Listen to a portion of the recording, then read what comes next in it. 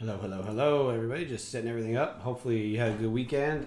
I'm gonna get out here, get ready to take some good trades this week. Be very, very patient. Wait for our setups and go from there. I got a ton of data releases coming this week, including earnings and Fed rate and NFP on Friday. So, lots of good information to come about right now. I'm gonna just copy some links, do the Monday Madness here. Copy.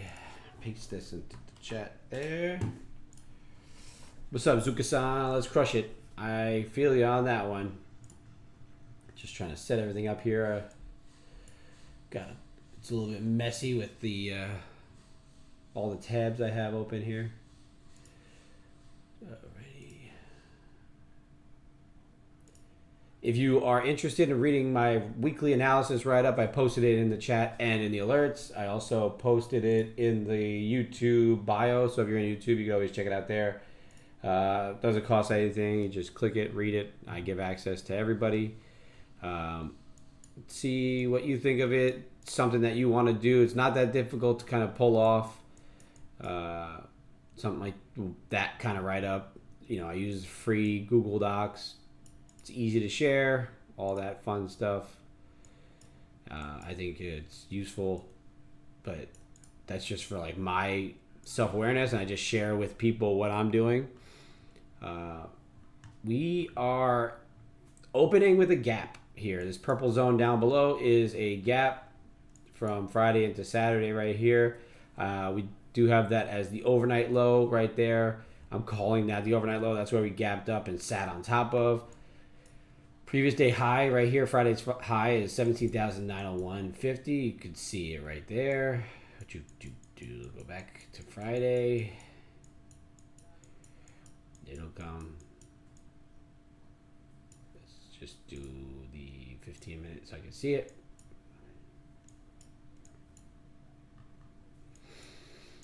So last week you could see kind of Thursday, we dipped down, caught some bid right here at that purple zone there around that 17,350, and then just rallied up from there all pretty much that day, 25th, into pretty much that that overhead level at 829. 17,829 is my key level there, 17,830.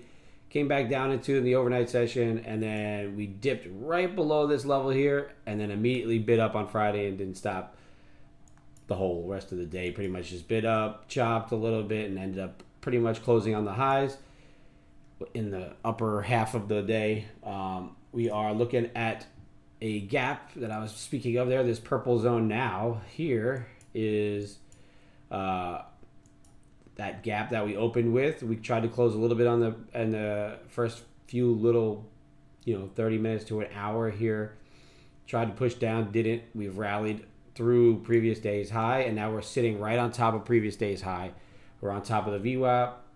We're on top of the previous day's high. We're just going to wait and kind of see if we could get any sort of retracement here. If we could get up here by 8:30-ish, maybe we could get that opening range breakdown trade. If we could crack through this previous day high, I kind of want to see VWAP over that level to short through the previous day high. I would be cautious on that right away. I think 18,000 could still be a magnet. I think we don't have to close this gap, although I think that since we are gapping and kind of just hanging around a previous day high level, we're not like gapping over any significant structure.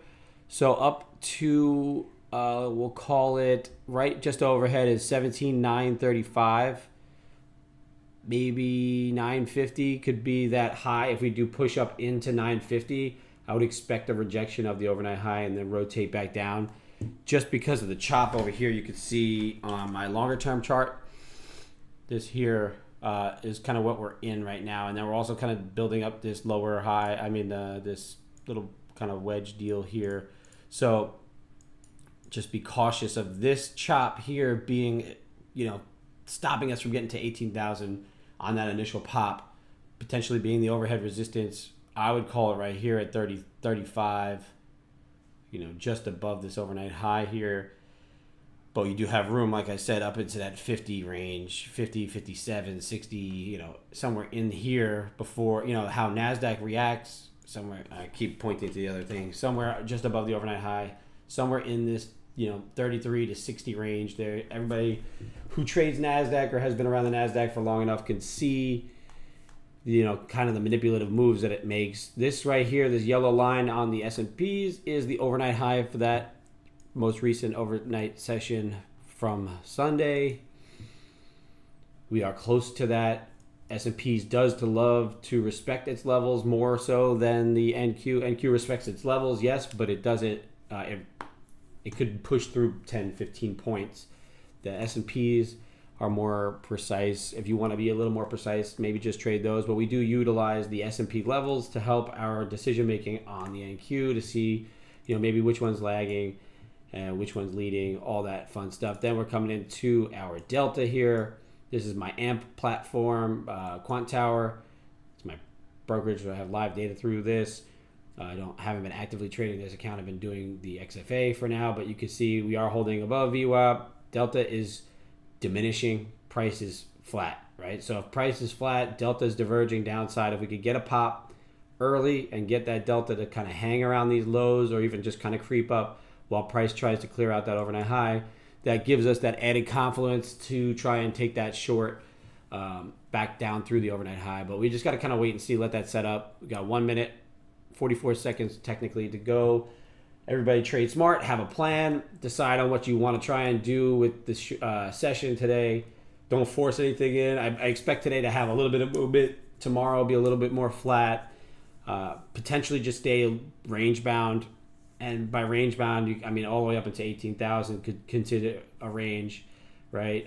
Looks like S&Ps is trying to open above this little pre-market high here. So let's watch this. If we get a failed break of this, good morning, Jofi. How we doing? If we can get a failed break of this level here, right, breakout, push into that 50, 60 area, rotate back down through the overnight high would be my ideal. Just first off the jump trade of the week, just get ourselves started on the right foot. So here we go. We are open. Let's see what happens. Popped up. I want to see if we can get a divergence here a bit. You can see it's coming in. We're rejecting that level. I want to hold above it for now. Give me a little bit of a pop, maybe up into 40, 50 area, and then reject it. If this can close below this overnight high, I will short through the low of this candle here. This opening range candle is going to be, I got to let this minute close, though. I can't just take that short right off the jump. Got to let it whip itself around a bit, get those overnight, over the weekend orders cleaned up a bit. You can see S&P's trying to reject that level a bit. We are rejecting here. Microsoft is pushing below 406.18. What's Apple doing? Because Apple has earnings on Thursday, kind of holding that 173 level. AMD popping up. NVIDIA selling from 877. So I'm going to watch these names. I would like to see I could get a short through the previous day high if that's the case. But you can see S&P is now leading us through the high, diverging some from that NQ. You can see Delta pushing heavy downside. I want to see maybe we get this. Oh, that's a nice strong push up. I want to break down that 911 level. You can see, like I said, Delta kind of just lingering around these lows. Big whippy candle to the high side. Maybe trying to get people involved in a long here. But that S&P very strong off the jump compared to this NQ. We'll look to possibly short through that opening range. Oh, that's not going to help me. What is this? That's a weird jump. I'm not on a 15 minute. I'm on a 1 minute. I want to adjust this. There we go. Much better. I was wondering why I was a little off. So that's kind of a very strong move there up into that 40s, 50s. I said that's the area I want to short through this overnight high. So we will give it a shot through here with one if it does go. Although it does look kind of strong right now. Delta is popping, pushing up through the high there. Over this level. Russell leading us big time, big green candle to the high. S&P's also same deal. I don't trust it though. Don't trust it early. I want to see a failure. 70% long on the tilt. Give me a failure early. I would love to. Good morning, Jofi. Good morning. I like that. Officer Pips at your service. if this is just going to be a breakout run up, right straight to 18,000, then, if you're a long breakout trader, then good on you. I would love to see the gap closed. Not necessarily that we're going to catch that whole move. VWAP's a little bit tight for this overnight high fade play that I like to do, but I'm going to still give it a shot. See if I can kind of just get a melt off on this. But it does, like I said, Microsoft is absolutely selling hard. Officer Pips. Yeah. Maybe I'll just stop somebody and say, yeah, Officer Pips here. Microsoft is selling. NVIDIA broke through pre-market lows. And Apple's strong. I'm going to use the NVIDIA chart for my confluence today. Looks like NVIDIA's leading downside. Could have room down to 863 if it holds below this level that we're at right now, this pre-market low level. If the S&P stays relatively strong, then we may have just a continued push. But I like failed breakouts. That's my game. So failed breakout here would be this. If it fails and gets down below that 929 level there, I like it. 933. I'll put it at 939. You can see a little wick off high here. Delta also wick off high. Russell is just pumping, so it could just catch the Russell and try and rip upside. But I did like that heavy tilt. It was in the 70s. Now it's back down into 60s, so it could just kind of be continuing on. But like I said, my big game is failing these overnight highs. I tried to play that breakout on Friday, and that's kind of what set me behind the 8-ball. So today we're going to go with our normal strategy. Let this thing dance around a little bit here. I said it could get up into that 50 range. We're right there at the 50. That's a great spot to reject and kind of get some heavy sellers to come in. And hopefully, if we get triggered in here, it's just kind of straight down. That's my timing thing going on here.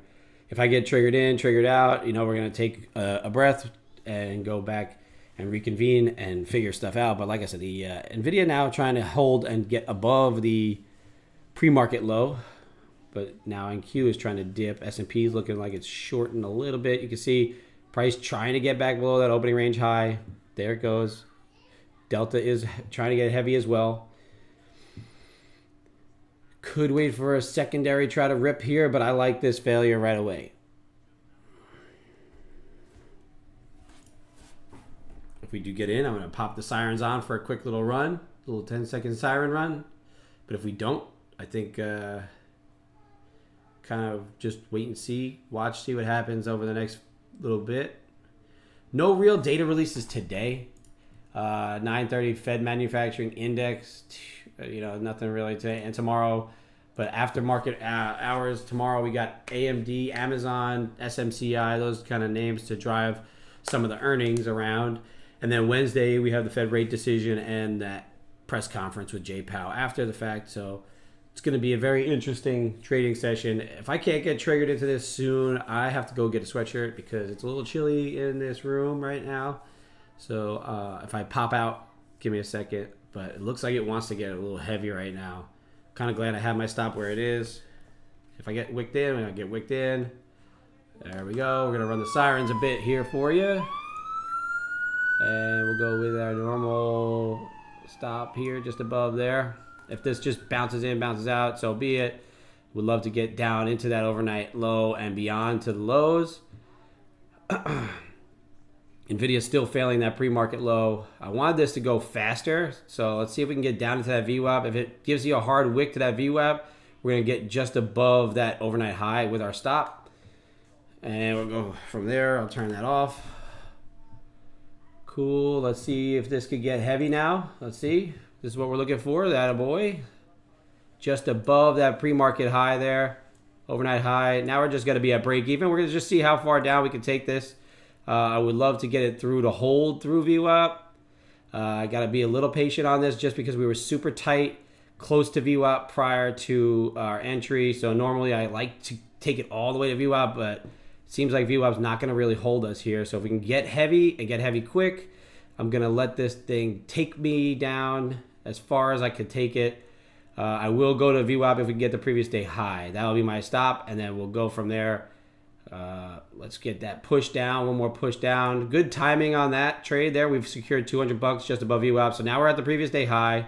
Shorten through that previous day high. Let's see if we can get through it. If we can, if as soon as we get through that previous day high, I'm going to try and trail my stop right to that top of that as well. So, like I said, I fast move, fast trail. This is a pretty quick move to the downside. We're looking to try and secure as much of this as possible. So, I do like that heavy breakdown of the opening range. Everything is kind of acting in our favor here. Overall, doing a really good job of trailing this. I think if I could give myself a little credit. Waiting to see if the whole dumpy dump, Joe Fee. Come on now, you know the deal. It's fading those levels, fading those overnight levels. I'm gonna keep it over the VWAP. I want this to hold below the previous day high. Then I'm gonna move to the top of the previous day high to trail it. I'm trying to do my best to give this move a little bit more because it is very heavy. Nvidia just cracked through 863, so it does give me the confidence that this price does want to go a little bit lower. Zuka-san, you missed it. It's all right. I just kind of, it's early in the week. It's Monday. If you missed a trade, it's no big deal. There's going to be another one, especially with this market environment. I just think that we could get a little heavier. We could try and close this gap is really what I would love to see if I could do my best to trail out not that I want to be loose, but I want to see if I could get this thing to get through this previous day high. Although it seems like it wants to kind of reject it, I am happy right now with I'm holding this stop. The stop's technically up here, but I'm waiting for that breakdown of that previous day high. There we go. Breakdown of the previous day high. I'll go over this candles, and now we'll see what happens there. I want to see what my delta's looking like. You see that very heavy delta. Really, really nice confluence here. We're below that VWAP on this chart here as well. Point of control is just above 900. So let's see how low we could go with this. Just above this previous day high here, securing ourselves just about $500 on this first trade of the week. So we are very, very happy with our trade management so far. If it comes back up and rips me out, I'm okay with that. But I'm still holding that previous day high as my stop right there. So I want to see if I can get this thing down to close this gap. That's really my goal here. I don't know if I'll get it because of this overnight previous day high here. There we go. That's a nice dump. Look at that bad boy. Yes, sir. Come on now. $1,000 we're up on this trade right here, right now. I think we can secure a lot more out of it. I'm going to keep my thing a little bit loose. I want to maximize this gain. These are the types of trades where I need to maximize a bit of this move here. Yes, I'm up 1,000. I think it can go further. I want to close the gap. Give me that gap close. Called this out pretty early. I said if we can get up into that 50, if you want to rewind it, get up into that 50 and fail that overnight high, we should dump off here, right? So I am very happy with this first trade of the week. I said there's going to be a lot of opportunity here for us to make some money. And so we are doing that right now, right? Now it's just a matter of how much we're going to make. I can't be mad at giving back 200 if I potentially can make another, 1,000 on it. So I'm going to give it a little bit of wiggle room, especially because it's been so heavy so fast. But I do think that gap does get filled. So if you are a little bit more somebody who's a risk-averse type where you could let things breathe a little bit more and you're still at even, good on you. I am not that kind of trader. I'm here to secure my profits and move on to the next one. So a heavy move like this, I mean, maybe we can maximize it a bit more, but what do I care? I'm not here to get greedy. I'm here to just take my profits, make good decisions for the week, and then move from there, right? I'm just going to go candle by candle now. If we can close the gap, that'd be a beautiful thing there. A nice start to the week for Daddy policing pips here.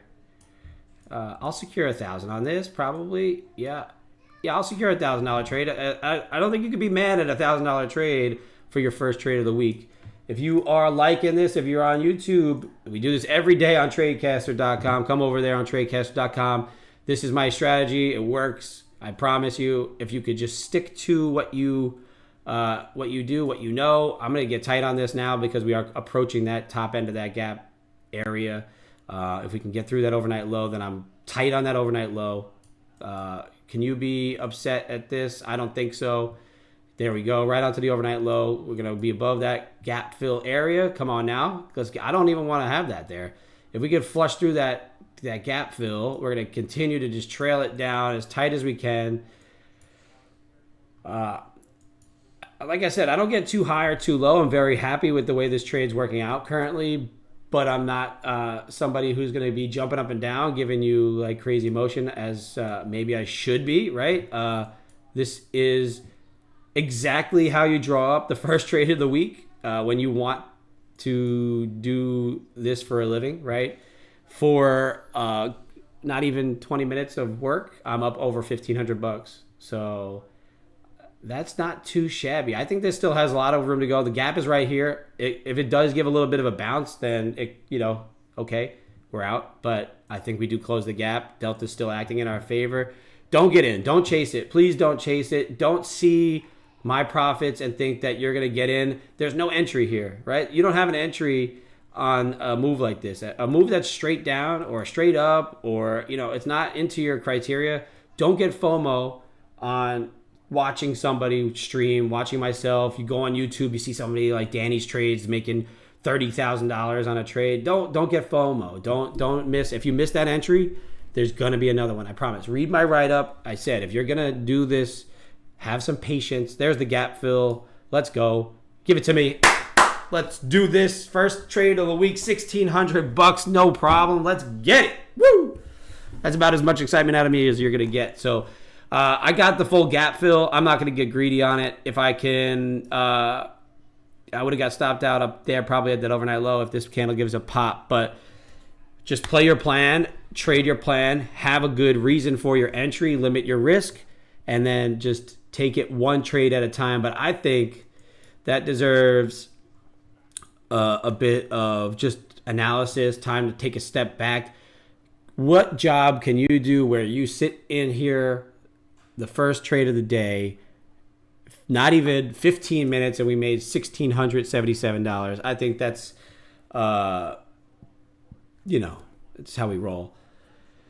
Zuka-san, don't enter if you haven't. Now it's going to give you some time. Look at this. I mean, pretty much like I said, the gap fill is what I was targeting. That's where there's going to be a lot of interest. There's going to be some choppiness and bounce. Could this continue on? Yes. It could. But it also could just hit right here and just get back into this bullish momentum. I do think that ranges do kind of play out in the next day or two. So even though this is pushing down, I don't believe that we're going to be giving you a full continuation. Maybe down to the 830, right? Right here, the 829, 830, which is kind of right at the bottom where we hit off there. You might get some reaction because that is my long-term level. We have that right here. You can see it on this chart. I drew up the gap as well. But this dotted line, this yellow dotted line was resistance. We cracked it. It acted as support. Now it's going to act as support again. So a lot of confluence there that gives us the reasoning to target that, get out there, and then see what kind of entry maybe you can get around this zone, right? Overnight highs to overnight lows. Now the whole overnight inventory is cleared up. The gap is cleaned up. So there's really nothing to clean up. Now the decisions can actually be made on where they want to start the week. But for me, where I want to start the week is up $1,600. So that's about that. We just, one contract is all you need to really secure that move. And we would have been stopped out. So, bottom ticked as best I could on that move for that trade there. So overall, very good start. The trade was actually $1,680, and we only paid $2.80 in fees because Top Step X is the shiz. They do a lot of really good work to limit the costs to keep you in their little platform, and I'll do it all day. Attaboy, Jofi. I like it. Taking that bounce off that 29 is definitely a good area. NVIDIA hit off on another key level as well down here at 856.11. So NVIDIA tried to break through that level and is returning back high side. So not that I'm going to say that the long is correct right away. If you're up 20 points on it, good on you. I don't know if it's going to V-bottom here, but it could. We're going to watch for a delta divergence now on it for you to see if it, it may come back and try and wick it. We got a W Espresso here to commemorate the first trade of the week being up 1,600 on the one trade. Very, very nice. It's very hot. Yeah, trailer stop hard because like you mentioned, Jofi, it could dump, but it also could V up. We do have up into here that 874 is the bottom end of value from the overnight session, so 784. So you do have room up into there.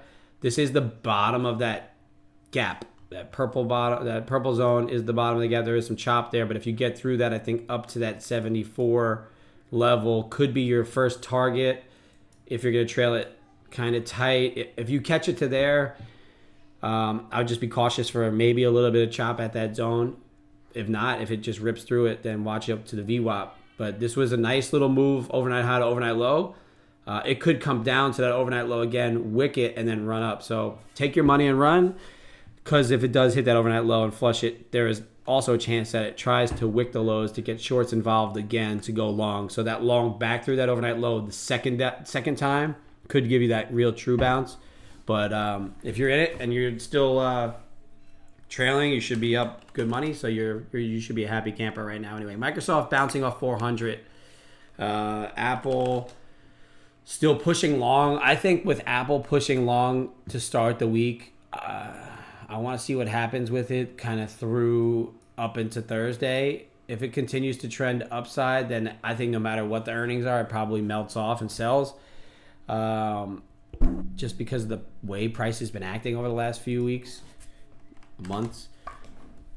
All out. Good job, Jofi. I hope you up pretty good on that. It looks like that was a really nice move. I don't know where you caught it from at the bottom, but if you're up 20 points there, 40 to 60, 20 points is 20 points. I'll take that all day. $400 on a single contract, right?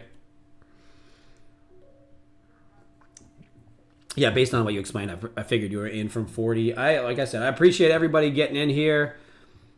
If you're on YouTube, get over the Tradecaster. It's a great community. We got a lot of good conversation in the chat. I have a hard time bouncing between chats, so that's just me. I'm trying to focus on trading, but also provide value here, right? We're watching this. This could be that bottom. I mean, we cleaned up that gap. That gap's no longer an issue. The overnight low did get cleaned up. We are back into value. It's probably very close to value. We're right at the base of the value area from the overnight session right there. Just overhead is 71, 72. So Jofi, I see that comment and I feel it, right? Everybody feels that, hey, it kept going, but it could not. It could just roll and melt. You took home money out of that trade.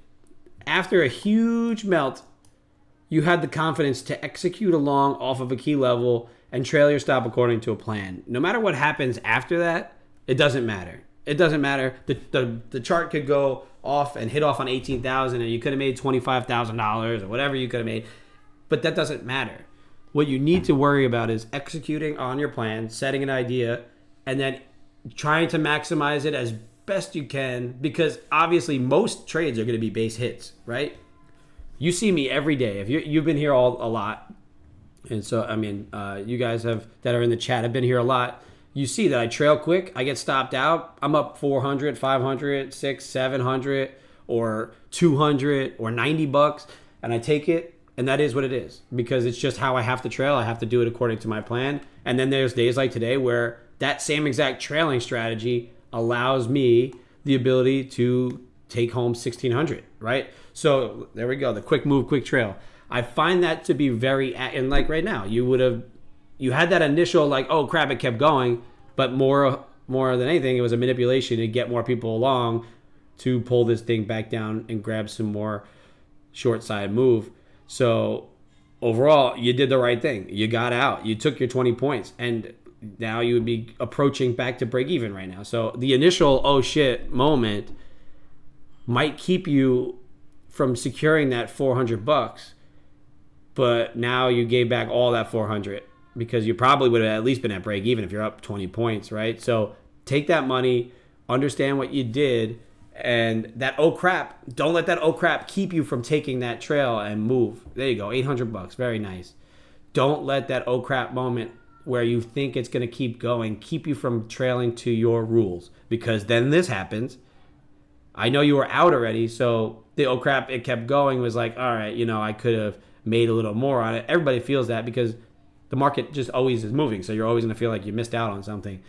But since you got out, you're good. But if you had that oh crap moment for one more minute and didn't trail your stop or didn't get out, now you're out at break even instead of up 800. So that's just my thought on it.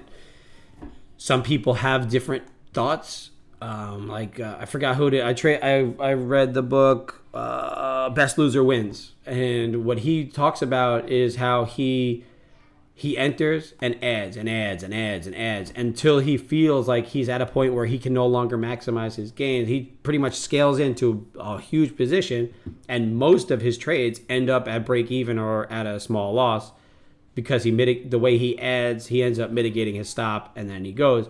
So his trading strategy is, I need to catch a big winner with a huge size, and I'll just get stopped out on the initial ones, right? But right now, we're looking at this trade here. Potentially now, if you wick this low, scoop some more shorts that are trying to get involved, then take the long through the overnight low. Then you might be able to have a bit more follow through up because you have some larger size trying to get some buys. But I haven't seen any larger buy side on the time and sales. So could have you giving a good continuation. You do have a higher low in Delta as price is trying to make a new low, so potentially getting a good setup there. But everything else is starting to try and catch up now. The S&Ps and the Russell both trying to come into the lows. Apple curling off of the high, and VDA trying to break through that 856 level again, right? So we have very good heaviness coming in here. I do like this as my delta divergence setup. It's only a 55% short interest. I mean, short interest. So you do have that delta divergence. You can see it right here. Price trying to make new lows and delta making a higher low, right? This may be an equal low. Now it's trying to make a new low. Maybe you get that wick bottom. If you rotate back through that overnight low here now again, after giving it, if this comes down and gives you a hard wick, you could see the buyers possibly come back in here over this overnight low, rotate back to previous day high, and then see what happens at this level here, because you can see resistance turns support there, VWAP, all that. That's my normal strategy here when it comes to overnight levels, and then also coming into a highly anticipated data week. I find the first 2 days of that week tend to be more range bound trading, less continuation, less follow through my levels. So I usually I play those fades every time. However, we do want to try and see if this trade strategy works out again. So if you are looking to catch another one, that potentially could be a good idea. Also, you can see the S&P is making a higher low as opposed to the NQ trying to make a lower low here. So let's watch the Delta a bit. You can see Delta still holding up while price is still trying to push down. S&P's trying to give down some. NVIDIA getting a little heavy. Microsoft also heavy, below 400. So be cautious. But I do think if you do return back above that overnight low, potentially that gives you the indication that you could rotate back to VWAP. So just give me 1 second because I got to grab a sweatshirt. It's chilly. Where's my sweatshirt at? Sweatshirt, please.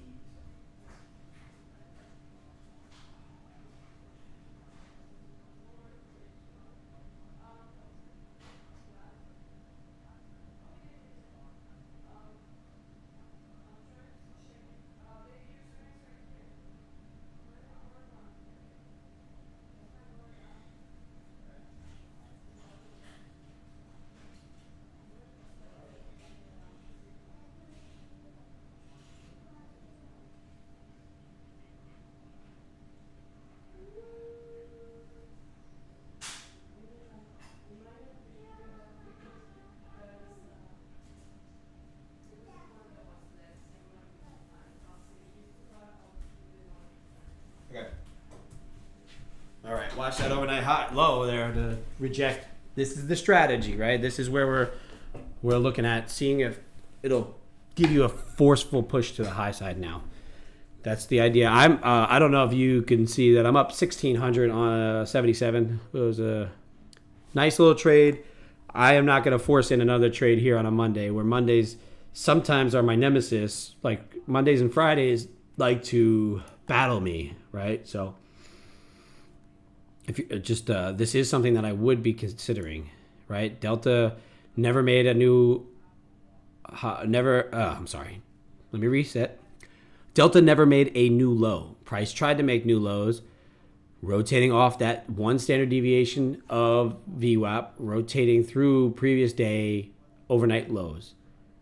First idea to try and get through is this value area low at 72, then VWAP, then see how high you can rotate. I do believe that that gives you a good move. Is it timing now? That's all about timing for me.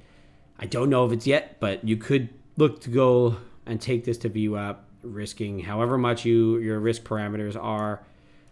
For me, it's usually just kind of really tight, and then if it doesn't work, it doesn't work.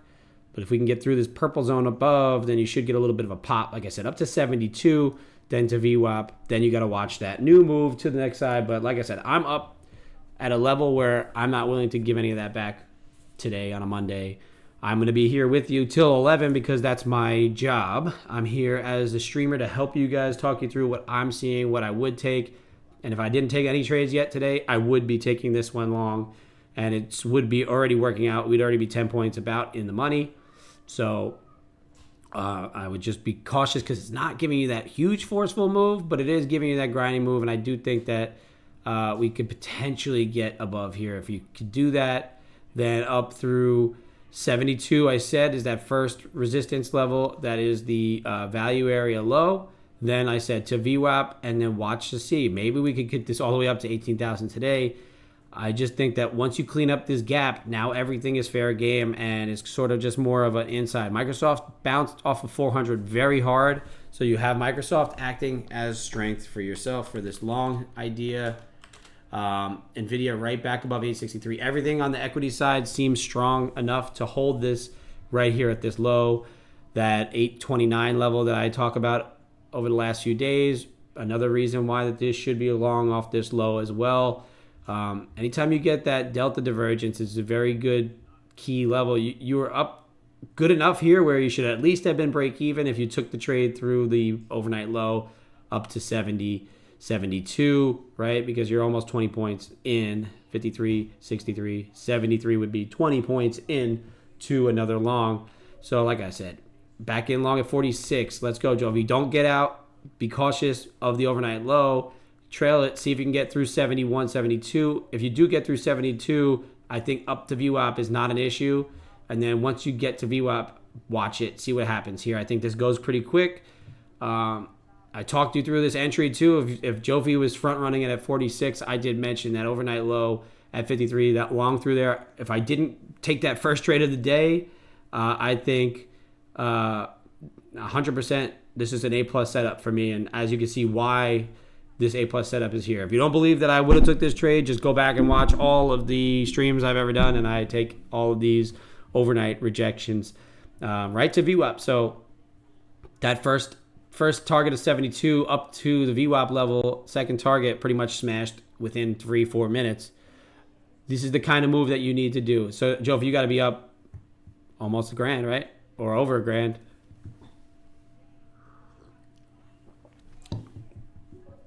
$200, next account passed. Let's go, get it. Almost there, buddy. Almost there.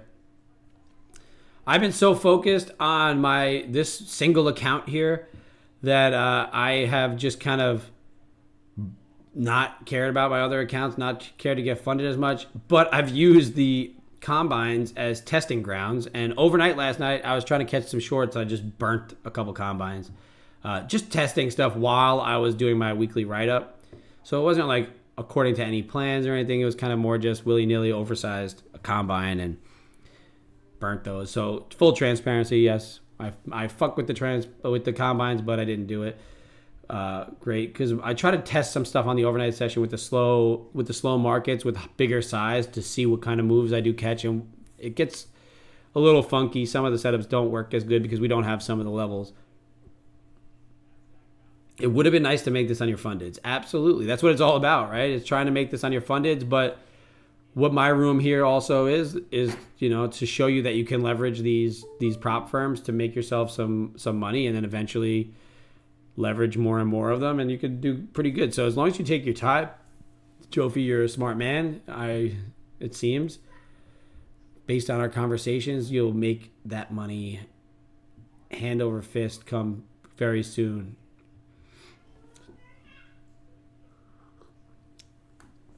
on your funded accounts, I should say.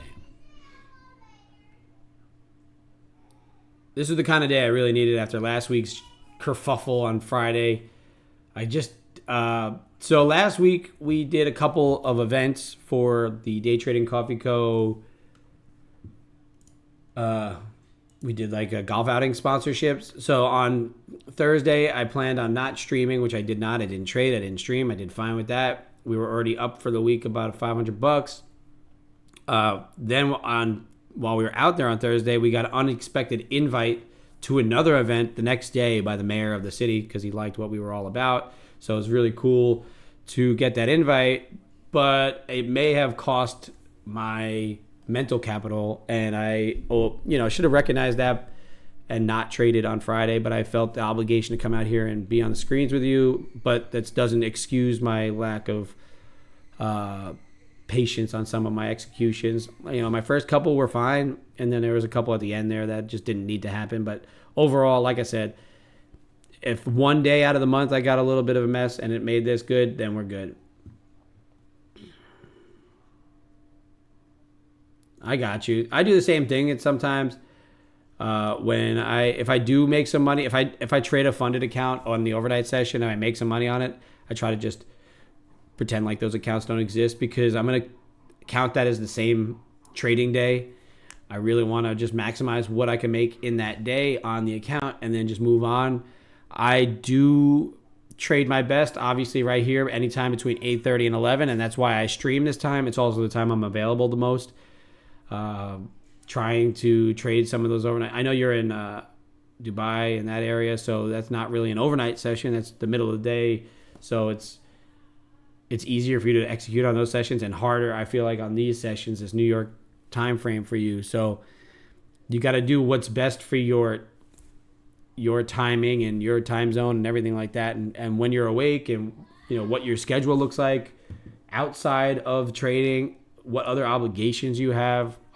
That's another thing that I do in this stream. I show the transparency of all of my other obligations and trying to just be as transparent and as open of a book as possible on how you could do this and come in with a plan on a day and execute to the plan. And if things don't happen, then you don't have to do anything because you just go on to the next thing that you have to do within your life, right? That's what what we all want to do with trading is to allow us the freedom to make the decisions that we want to do on a day-to-day basis. And if there's a day that you don't have a good trade, or there's a day that you don't have to trade, or there's something else that you have an obligation for, the market's going to be open tomorrow.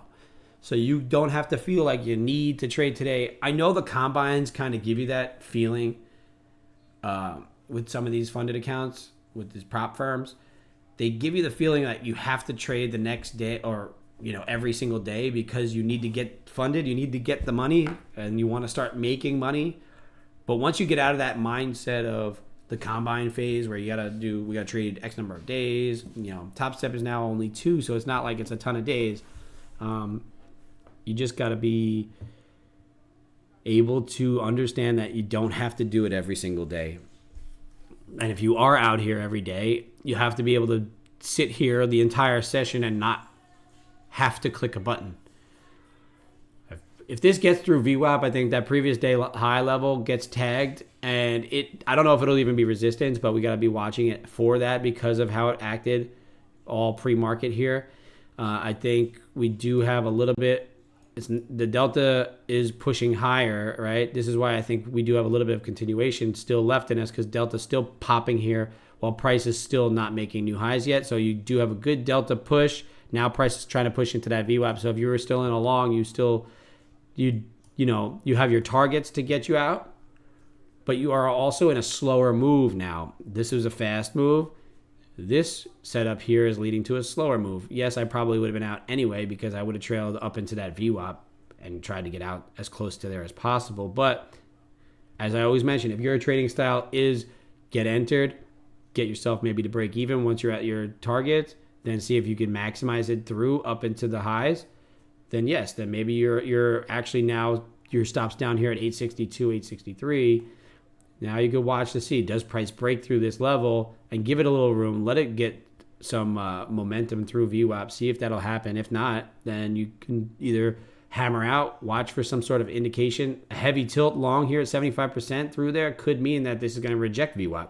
So use some of these indicators, use some of the information that you gather on a trade by trade basis to secure a bit more. So I mean, I could have took that and I could have had myself a nice couple $100 more, but I'm not here to do that. I'm here to be disciplined.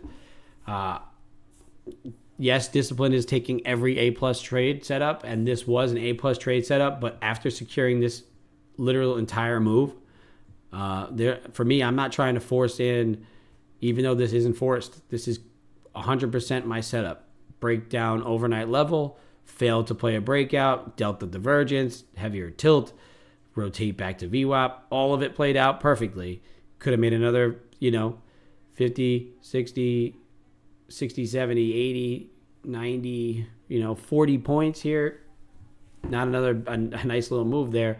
So just, it's up to you if you're content with a day and you're able to do that, or if you're going to maximize the gains on a day, or if I'm willing to get back, 200 of this, be up $1,400, $1,500 to take this, risk that 200 and see if I could get 400 more, get a nice $2,000 day. But realistically, I'm cool with being content, coming in here, explaining my reasonings for this trade, giving you the reasons why you should take this one, why you should be thinking about trailing up after it gets through this VWAP, after it wicks it like that. Maybe you should start to look to, if you have more than one contract on, take one off at VWAP and then let the rest of it ride. Why this could potentially rotate right back to the overnight high because of the type of session it's going to be for the week that we are about to have. 100%. Same here. Absolutely. The days you feel like you're missing out and you need to trade are the days you blow accounts. Every single time. I mean, I think it's like clockwork. I'll give you a clock, like clockwork. Because you just feel like you need to do something, which makes you feel like you have to click buttons. And then if you don't get a setup, something starts to look like a setup, and then you're just screwing yourself, right? You're just getting yourself into a position where you're, not looking properly. You're not focused correctly. You're not doing things that you want to do that are to the plan. So Jofi, to that point that you just made there, I found myself when I was very early in my trading journey, when I was still a foot cop in New York City, I would be trading on FX. You have MetaTrader 4 or Alanda or whatever on your phone. I would place trades while I was working, while I wasn't focused. I had no plan. I just saw what appeared to be a candlestick setup, and I took a trade. And I would get funded in these Forex accounts. I was a great trader when I came into my computer, had a plan, and focused.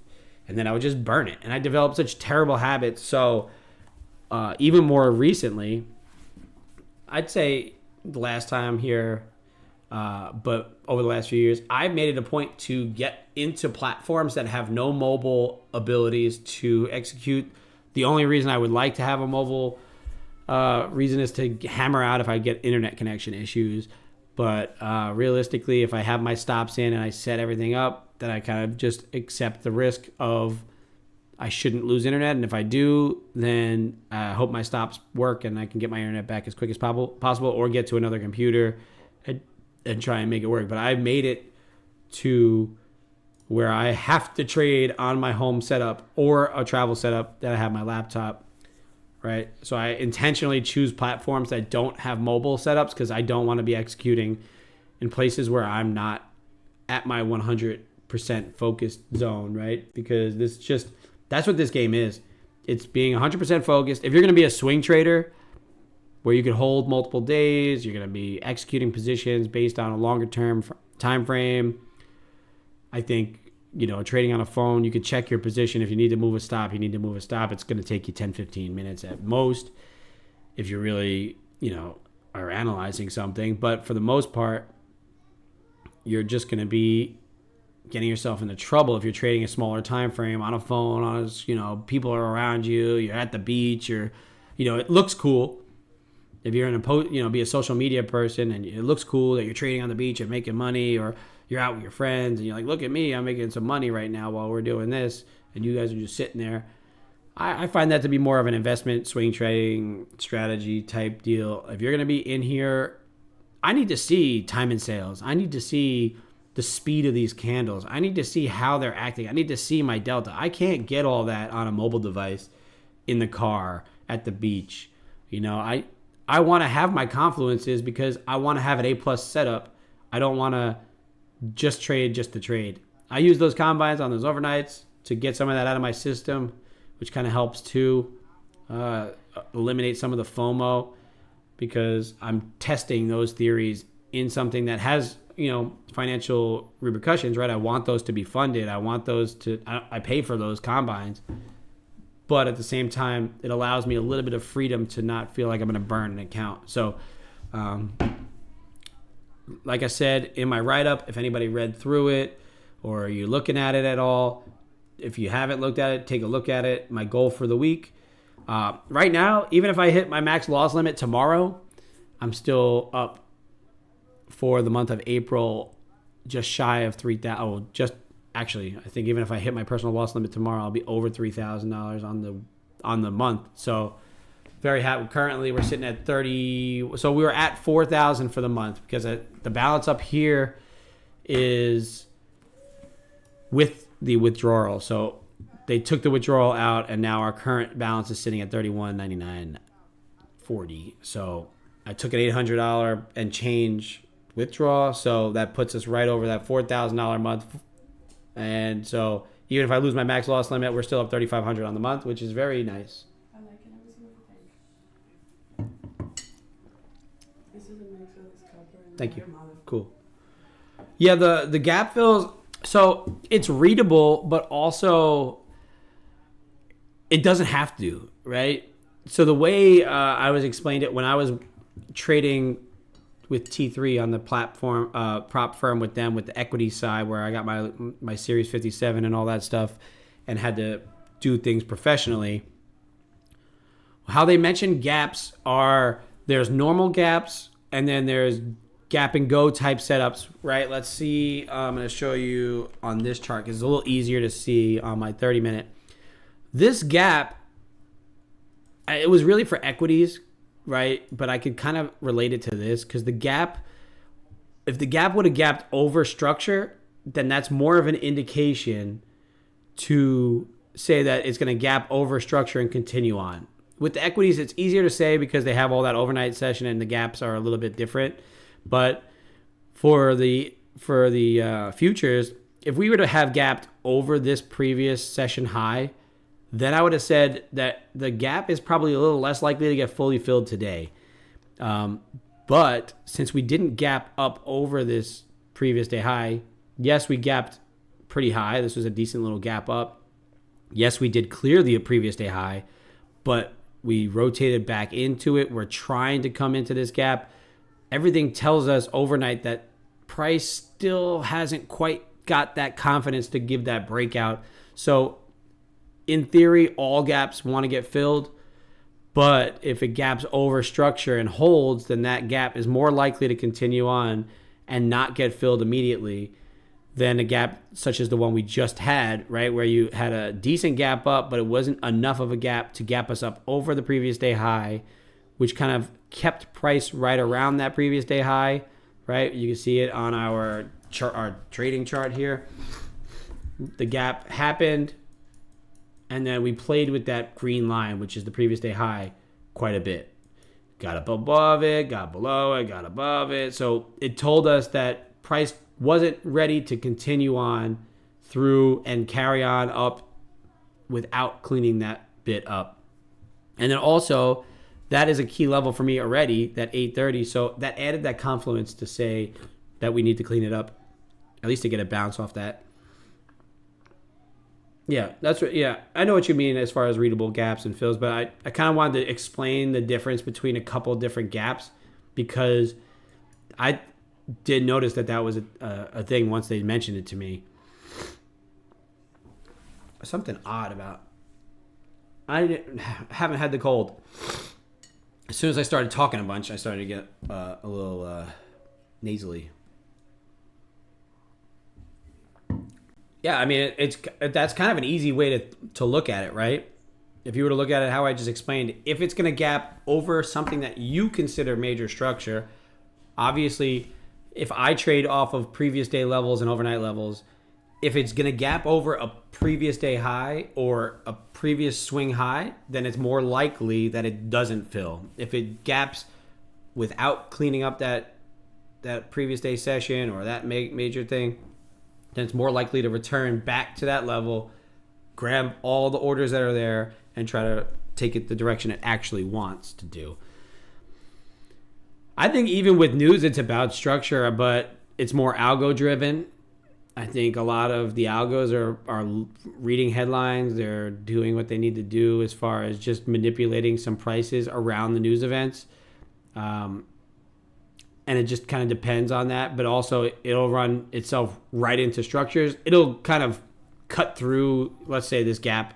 Let's say there was news that would cut through this gap. Instead of sticking at this one, it'll stick at this level instead. It's just a more expansive structure. All markets are opportunities for buyers and sellers to execute a transaction. Yeah, absolutely. I think it's more if you understand that it's. People want to say that they're getting manipulated. People want to say that they're getting their liquidity grabs and all that stuff. How do you think the market goes up? It can't just continue to go up, up, up, up. That's what structure is, right? Structure is areas where somebody who needs the market to go one way or the other in a larger position size who can't get filled the way we get filled with 1, 2, 3, 10 orders, like 10 lots, 10 contracts, you could probably get filled in one single transaction. Maybe it might take a couple fills, but you'll get filled, especially in the NQ and the S&Ps, right? But if you're a guy who's trading 1,000 lots, 1,000 contracts, you think you could just get filled in one fell, market order? No, you got to get markets to get to an area where there has been transactions before, where there may be sitting orders that you could see, because I told you I could see it, they could see it.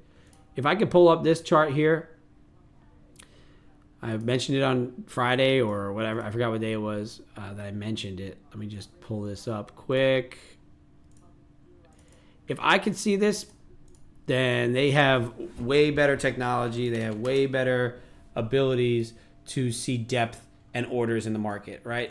If I have the ability to see this, a market maker, somebody who has larger size, a hedge fund, somebody who has Bloomberg terminals and understanding that there's orders sitting in these. I can see that there's a 80 lot sitting down here at 890. I can see that this guy 65 lot sitting there. I can see what kind of fills are happening. So if they get this kind of information, then if I could get it, then they could get it, right? So in that theory, if you could see that there's this band of orders, pretty much one standard deviation away from where you're at, then you're going to get that same type of manipulation because they need to get 1,000 lots long, 1,000 contracts long, and they're going to have to do it at structure. So that's what that means. That's why structure happens, is because of the market dynamics. It's not because they're looking for a Gantley pattern, or they're looking for a head and shoulders, or they're looking for this pattern that I look for, right, where I get the delta divergence. They're not looking for that. They're looking to get filled at a reasonable price to take the price the other way, and they're trading such size that once they do get filled, there's a good chance that they end up getting the market to move in their direction. And then as buyers start to step in, then you kind of see that. And then you get the algorithms that are pumping in and out and the high frequency stuff. But all of that happens around structure because that's where liquidity is and that's where orders are going to be sitting. And so that's a reason why a gap will get filled, because a lot of people are saying this gap should get filled. There's no reason that we had no news, nothing telling us that this gap should still be here. There was nothing saying, hey, we should really be rallying crazy because the Fed is definitely going to cut rates on Wednesday, because that's not the case. The case is everybody thinks probably they're going to turn to being even more in a stance that they're going to either hold rates where they are or raise rates that you're hearing little rumors of. Obviously, I don't believe that they'll raise rates. I also don't think that Jay Powell's going to say much different in his meeting than he said last meeting, that they're looking to do what they need to do. And they got to be cautious. They can't cut too late. They can't cut too early. It's an election year. They need to do things that are going to help their cause, keep who's in power and all that kind of stuff. But that's just, looking deeper into the fundamental part of it over than what what we're looking at. And so for us on a day-to-day basis, this is why I trade my strategy, is I just look for people to want to be right at highs and want to be wrong. They want to be right at highs and right at lows, and they want breakouts to happen. And from my understanding of breakouts, I think somebody said that they fail like 80-something% of the time. So if I could play the failed breakout and be right 80% of the time, yes, I might not catch this entire move every single time, but the days I do catch this move, it bumps my profit curve up to the right, and gives me another couple trades where I could take break even, one loss, a nice little $200, $400 winner, catch only down to this previous day high and be happy with that move, because there are days where I'll get the full rotation, the full movement. And I'm basing all of this off of failed breakouts, fundamental events, days that I feel like this would be more of a continuation or a rotational type day.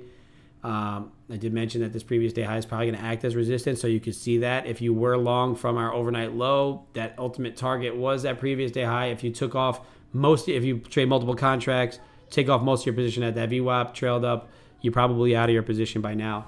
And hopefully you made some good money on it. I tried to call it out. Let's go, Jofi, $3. This, Jofi, I tell you out of experience, I know you're experienced in passing and you do this pretty well, and you're gonna do it fine. I have failed accounts that I've been $3 off of passing.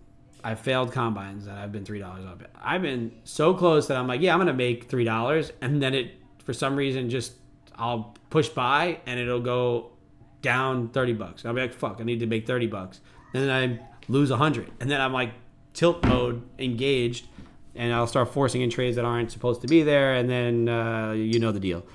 That's how losing just is contagious when it comes to that. So don't force it. Wait for that setup. You need 1.5 points on a micro. Wait for the setup. Let it happen. Don't force it in. Allow yourself to trade the way you would trade if this was a funded account. Trade if you were going to make money. If you didn't want to lose any money. Even if you don't trade any more executions today, I'm sure there's going to be another opportunity to make a 2-point move. But I think you need to just take a breath. Even if you need to walk away, or if your setup is a rejection of VWAP, then maybe you made it already. But I'm here to be the voice of reason as best I can. That's my job for the rest of this day, because I'm not executing anymore. If I was going to execute again, I was going to take this setup right here through the overnight low. I called it out. I said, if you're going to execute this, the overnight low should it should wick the bottom, which we did. We got a delta divergence. That's another check. You rotate back up, strong push to the high side. You got a volume break of the overnight low, push up into VWAP.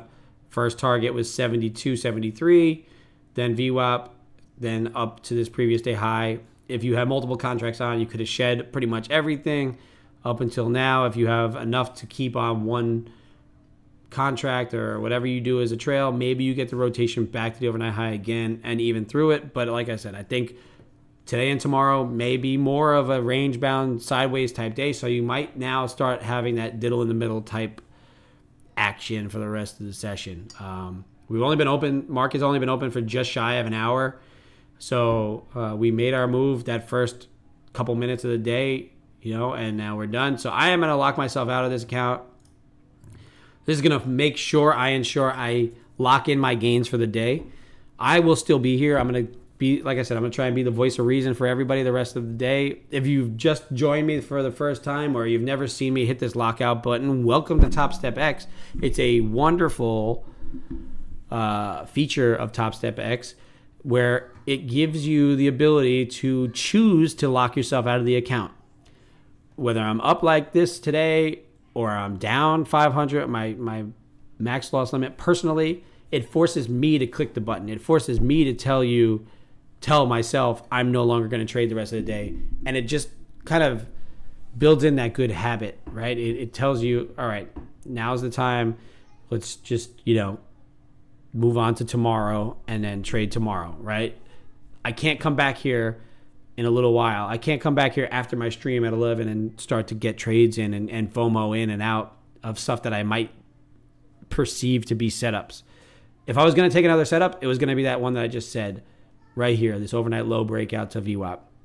Other than that, I have no other reasons that I would enter anything except if we get back above the overnight high, do the same sort of delta divergence, and it stays range bound for the day. Is there a chance if we break the overnight high, we rotate up to 18,000? There is, actually. I've kind of mentioned that in my write-up where I think 18,000 is a magnet. So it may just kind of try to push there, especially with NVIDIA trying to break back through the high of the day. If NVIDIA breaks high of the day, you might get a follow-through, get up closer to 18,000. But I would not be playing that as a breakout personally because that's not part of my setup. I'm not a breakout trader. I don't trade breakouts well. I learned you might have learned that on Friday if you watched the stream, but we caught this move here and we're good to go for the day. I lock myself out. You'll see it if I, on the side here, no trading allowed. You'll see if I try to put a stop order in here, it'll cancel me. So I'm not able to execute trades. But I'm here to be the voice of reason for the rest of you and to call out what I'm seeing as I'm seeing it. I think I do have a good idea for levels. I have a good idea for, where to trade, where not to trade, try to keep you out of it, talk about some of my strategy stuff, talk about the macroeconomic things that could drive why this market does what it does on a day-to-day basis, why this gap should have got filled and did, why after it got filled, it probably has the ability to now move to the high side. And then the reason behind why it may just stay between this overnight high and overnight low for the rest of the session. And could close probably anywhere right in the middle of this level. I think today is more of an opportunity than tomorrow. Tomorrow might be even more rangy.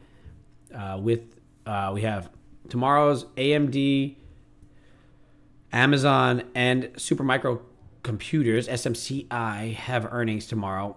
Then tomorrow we also have these. We just got a number released. The Fed Manufacturing Index came out as negative 14.5. It was previously 14.4 negative, and we were forecast at negative 11. So manufacturing is ticking down. So the strength of the economy seems like it's fading a bit. So those economic numbers are fading. We'll find out on Friday with NFP how the Fed is creating jobs and manipulating that number a bit to try and get the algos to pump around and keep the market propped up. But just we'll see how that goes. But I think this number does show that we are having a waning manufacturing issue, which is underlying market weakness with a high inflationary environment or a stagflation environment that we're kind of in right now. So that number didn't move anything. It kind of just continued its upside. So this possibly does go right back to the overnight high. But if it does reject this breakout, kind of watch this chop in the middle. If NVIDIA does break through the high of the day, which is just above, it pretty much opened and sold off, but just above 877, 878. If NVIDIA does that, I think we break out. I think 18,000 does become a magnet. So just be cautious of that. If you are going to play a breakout, that's probably it. In my write-up, I mentioned that the level above that is going to be 18,027.50. So the high of the day, potentially even to tomorrow, is probably right here. I would say in that area right there. That would be ultimate high of day target, maybe high of day tomorrow kind of target area for what I'm looking at.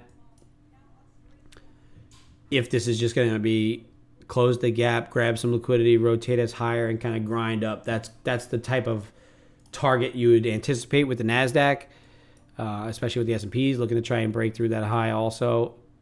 If it can break through, we're not through the overnight high on the NQ, but we are through that overnight high and approaching high of day already in the S&Ps. So I think potentially the NQ could try and catch up, but we have to watch NVIDIA. It did fail 877. If it fails it again and starts to rotate downside, range bound. If it breaks out, if NVIDIA breaks out, then we move up. And Microsoft is also trying to push higher, trying to hold above 400. We're at 402 even pretty much right now. So just watch that. NVDA. Give me a little wick off high there. If there's anything that you want me to go over, anything that you want to talk about, let me know. I will go through it. Like I said, I locked myself out. One and done trade type day today. That's all I want to do. I want to just execute my plan, be done with it. I was done trading in 15 minutes today. I have an obligation to you guys as my viewers to stay on till 11 every day as I do so as much as I can because I'm here to try and provide value, try to be a voice of reason for some people who may be trying to hammer in and out of trades right here in the middle of a zone. If you do want to try and trade my strategy, I think it's cool to pick pieces from everybody's little strategy that they have. You go in here, you go into Caesar's room, you find stuff on YouTube, you read books, you start to implement little things here and there that help you decide on what kind of strategy you want to develop for yourself. I think everybody needs to have their own developed strategy. It's almost impossible to just copy what somebody else is doing. So just be mindful of that.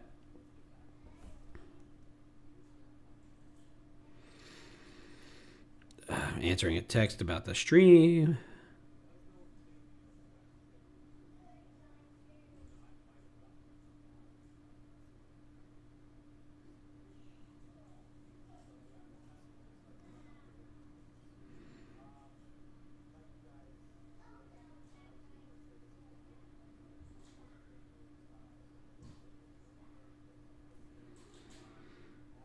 Sorry.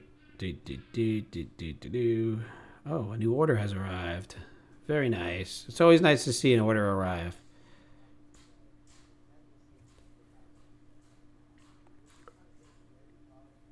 Square sent you some money. I have to pay some of these cards.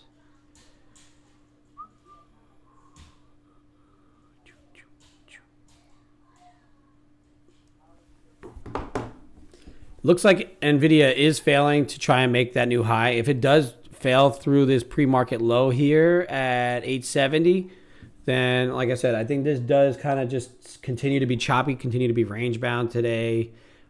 You have to understand the macroeconomic environment that you're kind of looking at right now, which will help you intraday. I think that's something that some people overlook a bit. The reason I do my weekly write-up for me is, I could look at everything and see, all right, this is what's going to happen Monday, Tuesday, Wednesday, Thursday, Friday. I kind of have a little layout. Well done, Jofi. Congrats. Good day today. Good day today. Shut it down and go have some fun. Or some sleep, I should say, right? You're going to go to bed after this. What time is it over in your part of the world?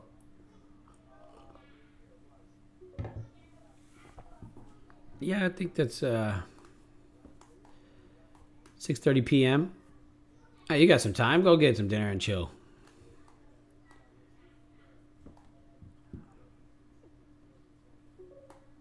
Yeah, dinner and chill and sleep. Enjoy a good dinner. Be proud of that. Your executions were good. You didn't force anything in. Unfortunately, like you said, you made some money. Well, fortunately. I shouldn't say unfortunately. Fortunately, you made some money overnight, technically, for me. London session. You made some money. you were confident enough in what you made to not force in trades in those accounts, which is another good thing to do. And then you made good executions and passed a combine.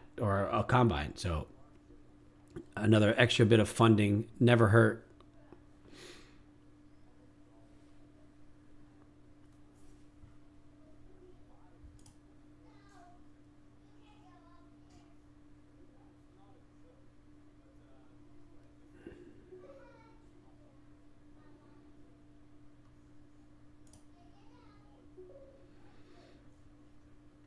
Absolutely. I think that that's helped me a little bit. I love the theory behind copy trading, right? If I could have did today over 3 accounts, that would have been fantastic, right? I made technically $1,677.20, but if I made 3 of those, I'm up over $4,000 on the day. But there's that chance that you tilt out and burn all 3 at the same time, then you just lose them all, and then now what? You kind of just didn't do what you should have done as far as risk management is concerned. Yeah. So I know you've been involved in Caesar's room some. I talked to him in person when we were up in New York, and he said he has a couple different setups where he copy trades a chunk of a couple accounts, and then a couple other ones he doesn't copy that he has as, individual setups. So he has multiple accounts, so he spreads the risk out. He's able to copy trade a chunk, then have another set for other trading strategies, another set. So it's good to have that if you have that multiple account stuff. Yeah, I forgot what his breakdown was. I'm sure you know better than me. We just talked about it sort of in passing. I asked him a couple times about his copy trading thing. If you could do it correctly, copy trading is definitely worthwhile. You have to have a trustworthy copier. And you just have to be mindful of the accounts, because sometimes the copier will be a little bit off, or one of the accounts doesn't go, or one of the other accounts doesn't. I used to watch Trades by Matt a while ago. I kind of just watched him here and there just to see what he was all about, and I think he was a little entertaining. But then I kind of just wanted to do my... you have to understand what Trades by Matt is. He's an influencer. And Apex gives him accounts, I would guess. I don't think he has to pass any sort of combines. So they give him the accounts. They pay him to pump the stream up. So if he's taking payouts, obviously he's doing a good job and all that stuff. And I believe he's making the money wholeheartedly. He's doing what he's doing. But I think the way Apex is doing things right now is you could see that they're paying all the influencers to show that they're copy trading 20 accounts and making all this money and making all these withdrawals, so they get more people to buy these accounts, and they can make those payouts. So yes, I do think he's a good trader. I do believe that he has good stuff behind him, but I do also believe that there is something going on marketing wise with some of these guys like him and who's the other, Patrick Wyland and all those other guys. I think, like I said, I think those guys are great traders, and I think they are making the money, but I think they are doing a lot of sponsorship. They're giving them a lot of sponsorships, and I feel like when you get that, there's something that happens when you get the money that makes trading so much easier. Trading is still very difficult, right? But if you get to a point where the money really doesn't matter, the trading money for him maybe doesn't matter, right? Because he's already making money on the sponsorship end. He's getting paid to do something on the sponsorship end to get paid, right? So then that takes all the pressure off of his trading execution, and he could execute with a clear mind every single time, knowing that technically he doesn't have to rely on some of the trading profits, right? So it is a little bit askew. I do believe that he's a great trader. I do believe all those guys are great traders, and that they're copying 20 accounts and they're making all this money. But I feel like something is going on behind the scenes with the way that it was like every time they went on Top Step TV, they got scalped off Top Step and went right to Apex, and all of them said that they made a deal that they had to take. They could not take it. So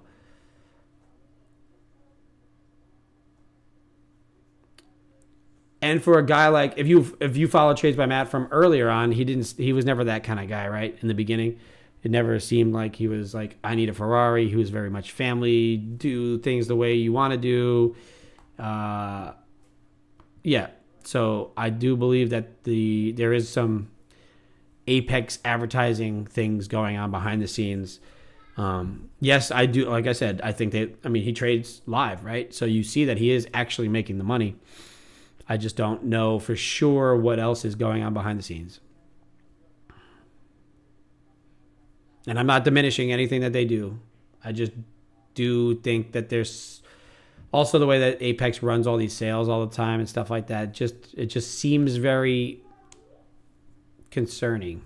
I can't say concerning. I just think that they do things in a way that makes them good money, and that they can pay the influencers to make them good money, and then that just takes all the pressure off. Nope. No, make your money. Absolutely. If somebody was going to come and tell me, if Apex was going to come and tell me, hey, we like the way you trade, we like the way you talk to people, we're going to give you X number of dollars a year. Yeah, he's not scamming. Yeah, I think he's doing a good job. And, with my coffee company, I would love to sponsor Matt. I would love to have him pump my coffee company. It'd be great. But, like I said, I would take that money if they're going to give it to me. And because I don't think he is scamming. I think that I like the way he trades and all that stuff. But I think that getting that money from the back end, whatever the payments are for him to, I know he has like the affiliate thing, and every time somebody uses his code, he makes, X percent. I can do the same thing, right? But there's something more to it where he's a paid spokesman. And that just takes all the pressure off the trading, right? If somebody's going to pay me, a couple $1,000s a month to trade live to show that I can make money on their platform, then I'm going to take that money. I'm not going to not take that money. But I want my trading to be my money maker. I want to be able to do it consistently, day in and day out.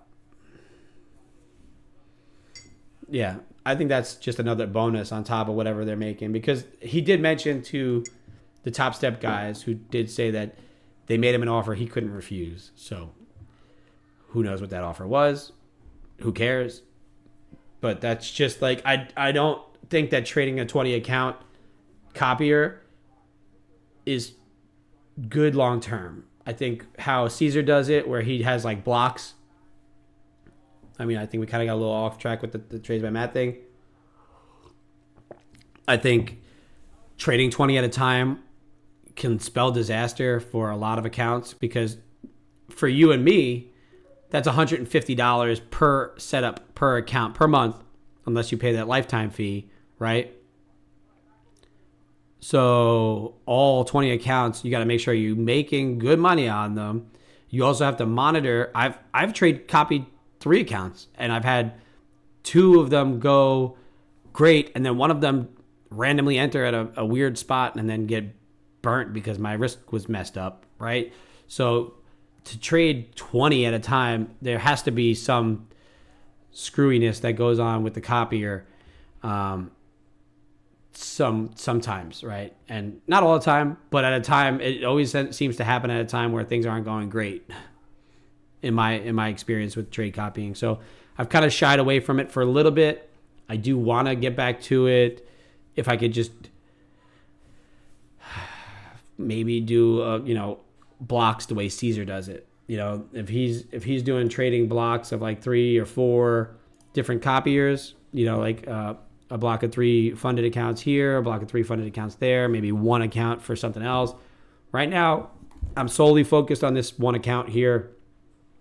I'm trying to grow it, develop it as if it was just a brokerage account. We're going to try and continuously grow it. We took 1 payout of $800. We're up $4,000 for the month. So the month of April is going to be a profitable month for us, which I'm very happy to say, because even if tomorrow I decide to go my own personal max loss limit of 500, we're up $3,500 for the month with an $800 withdrawal. By the end of this week, my goal is to take the second withdrawal. So whatever we are up over 2,000, we are going to take as a withdrawal. So right now we're looking at 1,200 on the withdrawal. I have 3 days of qualifying days now towards the withdrawal. So I need 2 more $200 days out of the rest of the week to request that payout. So overall, I'm not rushing it. If it happens next week, it doesn't matter to me. It's just nice to try and build this buffer as much as I can. I may even, depending on how high we go this week, if we could have a couple more days like today, then potentially might leave 3,000 in the account and then just kind of grow that buffer bigger and bigger and bigger. And hopefully we can just continue to take the payouts from this Top Step account and go from there. So that's my goal for the week. Hopefully you have a similar goal or something else. We are at 9:47 a.m. We've only been streaming here for a little over an hour. Markets have done pretty much exactly what we thought. The first trade we took right here, we took this trade right there. We'll put that short in here. And we got out all the way down at the bottom here for a nice little $1,677 win, to be exact. Then I called out this trade here, which I did not take because I took this full move and I didn't need to take the next one. Personally, I believe you should take most of your A-plus setups. If I would have only took half of this and got down to VWAP and took my profits, I'd probably been more inclined to take this overnight low long trade. However, I did not. I locked myself out. We're good to go. I'm going to secure my profits and take that on to tomorrow. But we did call out this right here. I like this idea of the long right there through that level. Oh, we don't want to do that. I hate when I move my levels. I would have liked to have gone long there and then targeted VWAP and previous day high is really where we're at. Other than those two trade entry ideas, now we're just hanging around VWAP. I did mention that if NVIDIA fails to break the high of the day, which it did, it failed to break 877, and we're kind of lingering right at pre-market lows here, that we'll probably just stay range bound for the rest of the day. There may be a point where either news drops or you get a little bit of information, or maybe there's a liquidity sweep of the low that the rotation may come back in, or there's a continuation back to the lows from Friday's rally. Maybe they get into this level down here, 820, 800. But I think, reasonably speaking, we don't have a ton of information. We're going to be waiting for that Fed number on Wednesday. We got earnings tomorrow, after market hours. So there's a lot of things going on that's where you have to understand what type of day it's going to be, right? Understand, is it going to be a trending day? Are we going to be expanding from our overnight highs, overnight lows? Are we in a downtrend? Are we sideways currently? If we look at the 30-minute chart, we've been sideways for right here. If you look at this 30-minute, most of this has been just sideways, just sitting on top of this 829 level after rallying up to it, breaking it, and now just sitting here. This is a key point where if we fail to break, fail to hold this level, I do believe rotation down does occur. And I did mention in my write-up, if you get the break of this level, then probably down into Friday's lows is where we get to by Tuesday. If we break up and above, 18,027 is probably the high pre-Fed. Maybe if we do start to see some bids catch, then you get up into that 172. But I don't know if we get there by Wednesday afternoon. 18,027 I think is the realistic high target of a day like today, but I don't think we get all the way up and through that because we don't have any new information that's going to help us get through that level, right? So overall, just watch it, be careful, understand that you might not get any more opportunities for the rest of today. You might just get this kind of sideways chop. You might get some bigger orders coming in where they're trying to just position themselves for a longer term move. So watch some of the order flow, watch NVIDIA, watch Microsoft, see which direction they're headed, because that may help your decision making process moving forward, right? Microsoft trying to make higher lows and NVIDIA just kind of lingering here just below pre-market lows. So with NVIDIA lingering below pre-market lows, and you have tomorrow with the chip makers, AMD and SMCI on their earnings, that might drive where NVIDIA goes, which drives where NQ goes, which drives where Apple goes, which then on Thursday you have Apple earnings. which may decide what direction they go, right?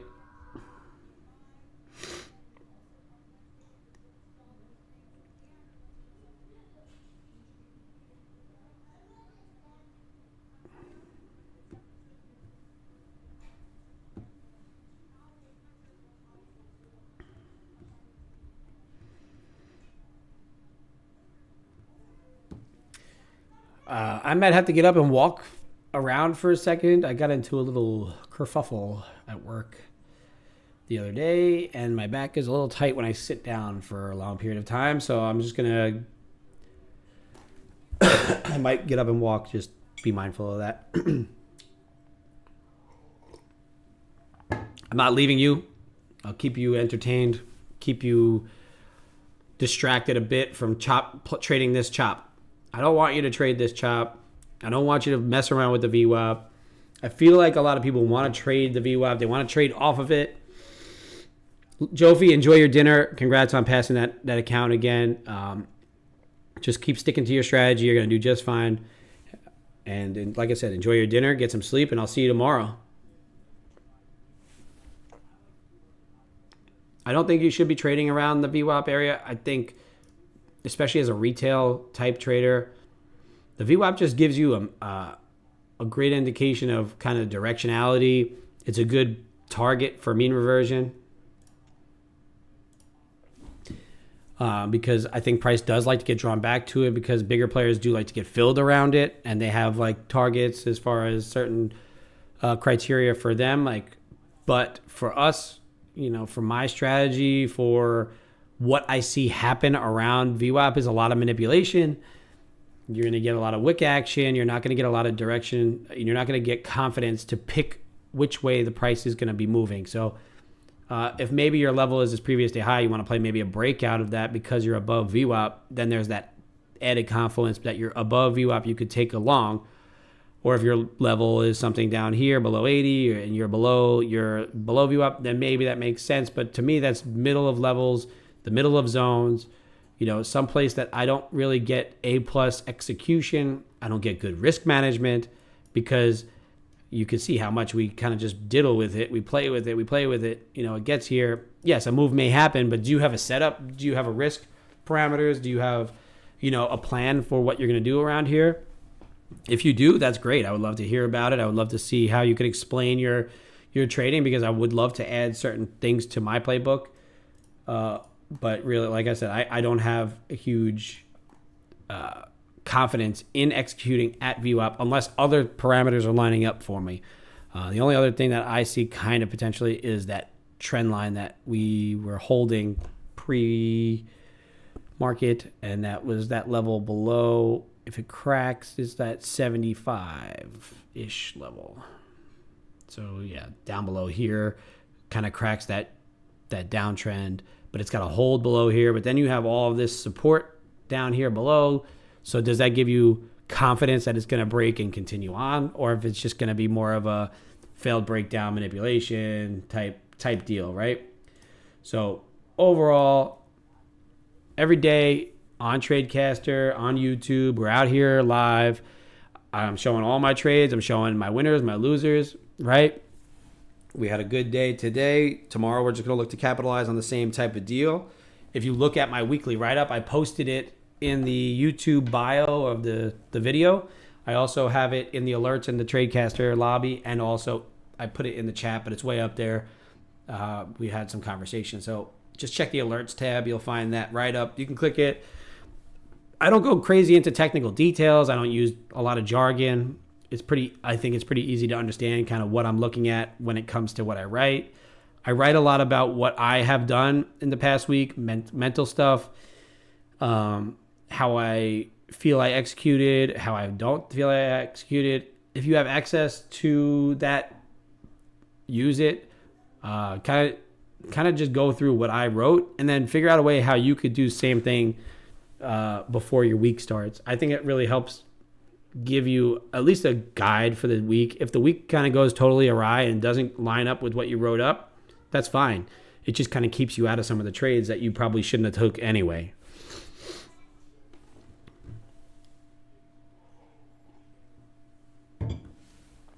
we'll go over our trading stats for the month of April. Daily balance, kind of blah, blah, blah, blah, blah, but up and to the right. This down tick here is from our withdrawal. So we were up 28.28. Took an $800 withdrawal. We were up there.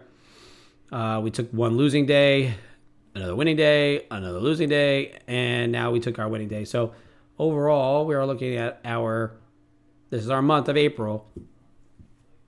Account current P&L is 23.22. That's not including today. Also, that I believe that includes the withdrawal that we took. So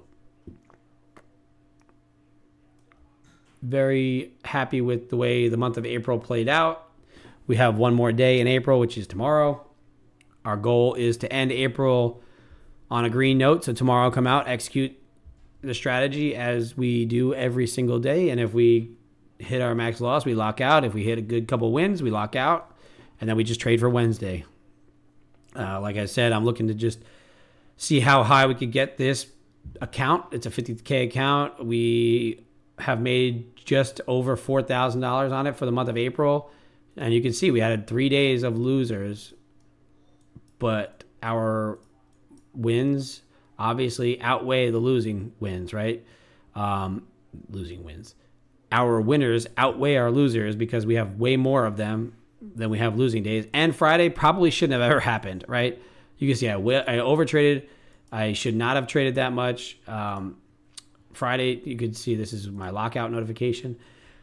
Friday should have never happened. Once I realized that I had a little bit much on my plate, I shouldn't have came out here. I should have just took my first loss and then walked away. That would have led us to even more. We would probably, that's another $900. So we'd be up almost 5,000 for the month, which would have been a nice little grab, but can't be mad at it. We just got to understand what we did wrong and then grow and learn from it. Every other day the other 2 losing days of the month, very proud of the way I was able to execute. Things didn't follow through, and then I just locked myself out, at my personal loss limit instead of at a max loss limit. So overall, I think aside from that one day, Friday, where I shouldn't have probably traded because I was overextended with my mental capacity, with the coffee company and trying to run my wife around and, make sure everything went smoothly across the board and try to stream and do everything. I think I, just should have recognized that earlier on in the day and decided to cut it, but kind of just forcing a few trades on Friday. But today made up for it and then some. So right now we're looking pretty good. We're going to look to see what we could do tomorrow, based on some of this price action today. But as I mentioned, be careful because a lot of this is probably going to be what's going to happen the rest of the day. Probably a lot of chop, a lot of fake outs, some manipulation, and then, we'll see what happens from there. But we are getting the S&Ps to get accepting back into the overnight range, which tells me that we might get a rotation back to that low if the S&Ps follows through. There's big sellers getting filled here. You can see on the right-hand side above my head. You can't really see it great because my head is in the way, but there is a larger seller got filled there, or a large amount of sellers got filled there. Either they got stopped out or they're trying to get short right here. Let's see what the delta looks like. You do have delta ticking down a heavier set, right? I don't really foresee a huge expansive range today. It's probably going to be some sort of inside type movement between that overnight levels. So that's just kind of what I wrote up, especially during when I trade, right? Whatever happens after I trade, after 11 o'clock happens. Potentially that afternoon session may drive some movement outside of the range, but I do think that a lot of the rest of when I trade, if I was not streaming, I would not be on my computer anymore for the rest of the day. But I am here to try and keep you guys in check, give you some tips, pointers, any sort of questions to answer. And we're going to go from there, right? I said we're going to just keep you from trading this as best we can. Unless you have a setup somehow in this, don't trade it. If you feel like maybe the S&Ps is giving you a better setup, maybe go trade the ES instead of the NQ. You can maybe fade that overnight high to overnight low, give you a little bit better risk to reward there if that's what you're thinking, because you do have your below view up, you're below the overnight high, potentially look to rotate back down, but it could also just stay sideways the rest of the trading session for me. So I am, just give me a second. I got to stand up for 1 minute because my back is getting a little tight.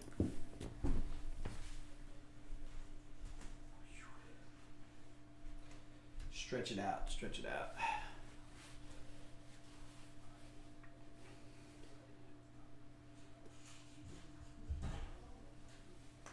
Oh yeah, hip pops. Stay out of the chop. Give me a minute, I'll be right back.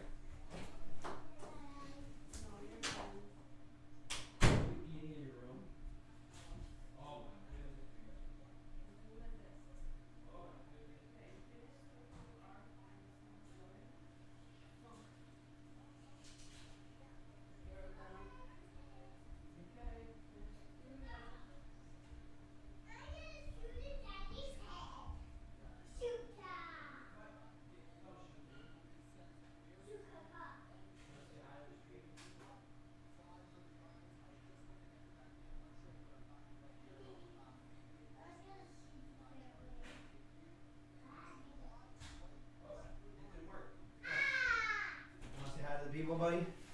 No. Come on in. Oh, okay. Continued chop here. Not a ton going on. You can see the flat price action. Like I mentioned, there's going to be not a ton of really great opportunities the rest of the session. I feel like for myself, you know, coming into 11 o'clock where I get off my stream and I, you know, start to do what I have to do the rest of the day, go to work, you know, take care of the family, do what I got to do with the coffee business. Oh, you want to come say hi to the traders? Come on. Come say hi to the traders. Come. They're right there. They're on the camera. I like your hat. Show them your hat. What in the world? Don't shoot the computer, please.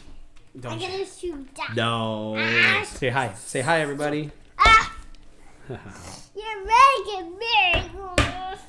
Say hi. Hi. Say don't get chopped up. Stay out of the chop. Look for your levels. You can't say that, right? Look for the levels. Look for the levels. Look, Chap, look for the levels. That's good. Good advice. Good advice, buddy. All right. I'm gonna get out. You're going to get out of here? All right. I love We're you. gonna do some learning. Go do some learning, buddy. We're gonna take the morning. All right. And that's what it's all about. You got to just do it for the kids. Teach them a little bit about the trading, get them involved. Maybe they'll be interested in doing it when they get a little bit older. Teach them a skill for life that they can learn, they can capitalize off of. And we can make some money together as a family.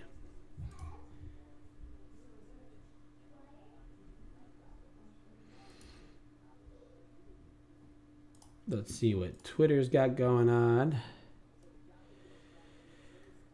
Why is Jerry Seinfeld trending?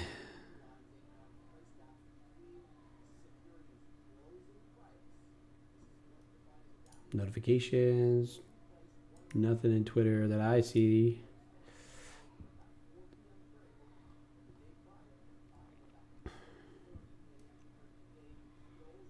I don't usually use Twitter too much. I know a lot of people use it for their news or trading. There's a nice little push to the downside. NVIDIA is still selling, but do I think we have enough to push us through the 29 level? I don't know. But if we do, like I mentioned, we have Friday lows to play with. Like I said, I think we are not going to be an expansionary type day. I think it'll be more inside moves. But if it does break, it breaks. You know, market does what it wants to do. I just don't have any confidence in it breaking down. Let's see what Bloomberg is going to talk about. I like to kind of have a couple things, you know, somebody up in the background so I could maybe hear some news pop off or whatever. Most of the time it's Trader TV Live. I have them in the background so I could hear when they're talking about certain equities things that I'm not paying attention to because they're not trading the futures. They're trading some stocks and they'll get news breaks and whatnot. So I have that there. I don't have any sort of news that I pay attention to specifically. And then once they get to like their midday show like they are at now, I'll flip to Bloomberg or something like that where they have just talk about whatever they're talking about. And at least they'll have news breaks as well.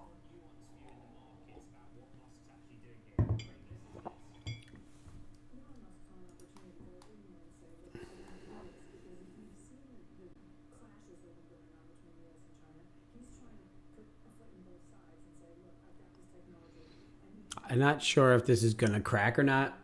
Like I said, I don't have a confident belief that the market has enough information to break down below the 29 level. I think it might hold. You might wick it. You might try to flush down to that 20, but to hold and start to trend below that overnight low, I don't believe we have enough information quite yet to get us down there. I think we do kind of just continue to rotate within this range and probably close the day somewhere within this upper box here, whether it be just above the gap or somewhere within this overnight range, previous day overnight low. I think that's really where we're at right now. Let's see, we have this, we got orders.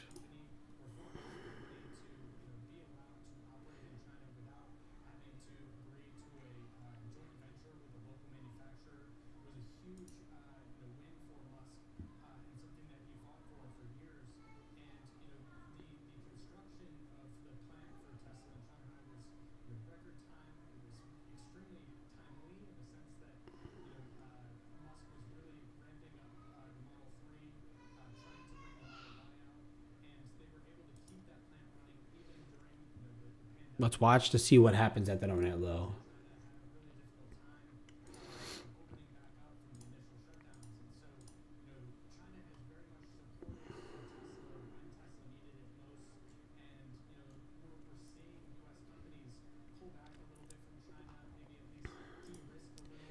If you haven't executed yet today and you're looking for something to execute, I would just be cautious because it seems like things are slowing down quite a bit as far as volatility is concerned, volume is concerned. You did get a decent pop in the volume here for this breakdown, but since then it's just completely diminished below that.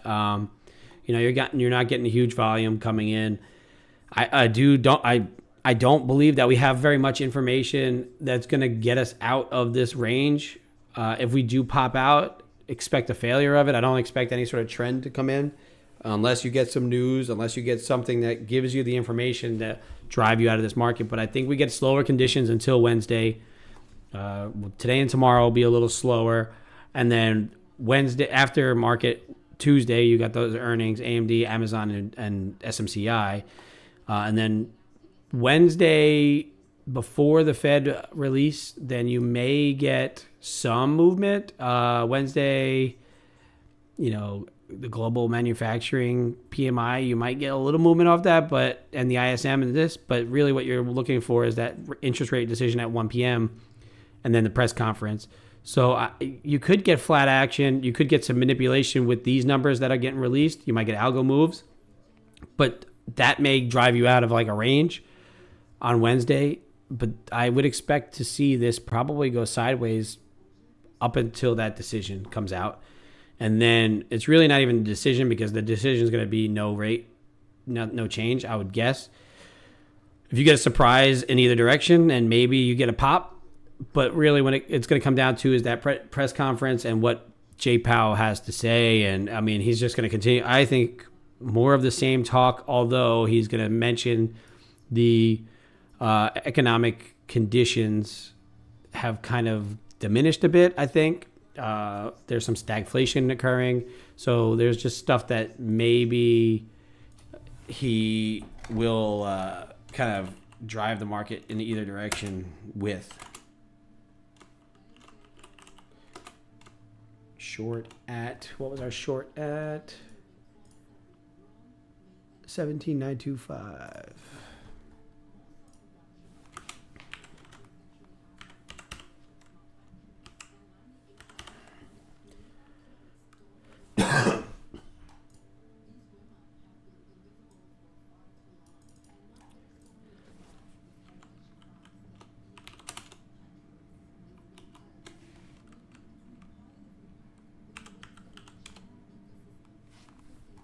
Coordinates are, we got out at 841 and 75. So that's where we're at. Short there, out there. That was our trade of the day. One and done. I did mention that we were potentially looking to see this long here play out, which played out pretty nicely as well. We didn't take the execution because I was already up on the day where I'm not going to execute that next setup because it just, I'm okay with what I did. I'm okay with being one and done. And if I would have hit that trade and I wasn't streaming and I wasn't working with you guys, then I would have just turned my computer off and walked away and enjoyed the rest of my day. But I'm here to stream 8:30 till 11 every single day this week. Going to be here for you guys. Make sure I can talk you through what I'm seeing, especially with the big data environment that we got going on. The rest of the week should provide opportunity, and understanding the kind of day that you're probably going to have is going to be very important for you moving forward, right? Today, like I said, I think we probably stay within this area. If we do kind of flush a little bit, we probably get down maybe to 800, but bounce and kind of close up in here. And same thing to the high side. I did say if you maybe get a grinding continuation of NVIDIA and Microsoft, that a break of the overnight high might lead you to that 18,027 level, but a failure of that likely as well. I don't think that's likely. I think it's more likely to stay within what happened early in the day here. If you do grind higher, then you might just kind of continue to grind up. 18,000 probably gives you that overhead resistance and then a failure back down. But I don't know what will happen post my stream. Obviously, I'll check it throughout the day, but I don't really care what happens in that after 11 o'clock till 1 o'clock time frame till, power hour. I like to kind of see what goes on, but I will be at work at that time. So to me, I can't really execute anyway. So what I do is I trade 8:30 to 11 in the morning. Whatever I catch at that time, I catch. If I don't catch it, if this becomes more a full time where I could do this on a day-to-day basis and have that opportunity to trade in the afternoon, then I may come back for that power hour session in the future. But right now, all we do is trade 8:30 till 11 every single day here on tradecaster.com. If you're on YouTube, click over to the link in the chat and get your 7-day free trial. You'll be able to get full access to the entire website of TradeCaster. It's not just myself. You got traders like Deck and AK and Caesar and Yeah Buddy and all these guys that are over there. You got Mo. You got everybody from every level of trading too, from beginning all the way up to Deck, who's been doing this for a really long time. AK has been doing a really long time. Myself, I mean, you got a lot of really good value. You got video libraries where you can learn. You can get educated. And if I'm not trading, you can go pop into another room. You don't have to hunt YouTube for somebody that you might trust. Just click over to another lobby and see what they got going on. And maybe you could pick some little things here and there from each person and develop your own strategy, right? Like I trade futures. If you want to learn stuff about stocks, options, you want to learn about some crypto stuff, there's something for everybody in the lobbies around TradeCaster.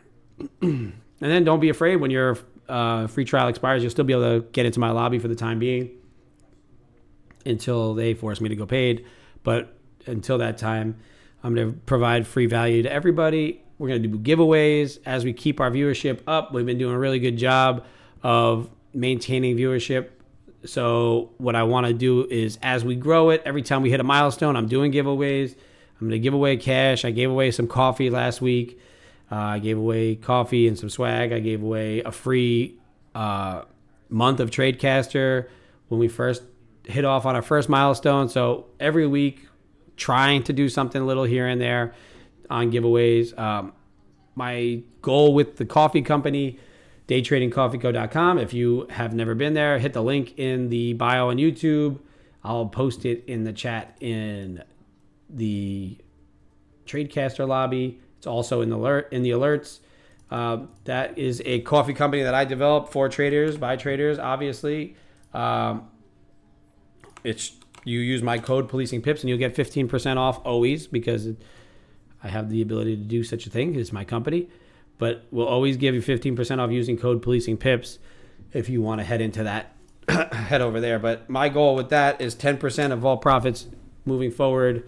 As we profit, I want to partner with brokerages. I'm already in talks with a few brokerages to provide maybe cash accounts to some people who are underfunded, people who can prove that all they need is that next little help from a company like ours, where we could provide maybe a cash account or combines and stuff like that. So as our viewership grows over on Tradecaster, as our profits start to come in at the coffee company, my goal is to just give back to the community and be that kind of light in a somewhat skewed, dark trading world. Sometimes people get a little scammy, and I don't want to be that. I want to be the opposite. So let's see what we could do as we profit and keep growing this community here on Tradecaster. What's up, Spy Proby? I'm doing all right. I'd say up 1,600 in less than 15 minutes is a good day. How about you? How you doing today?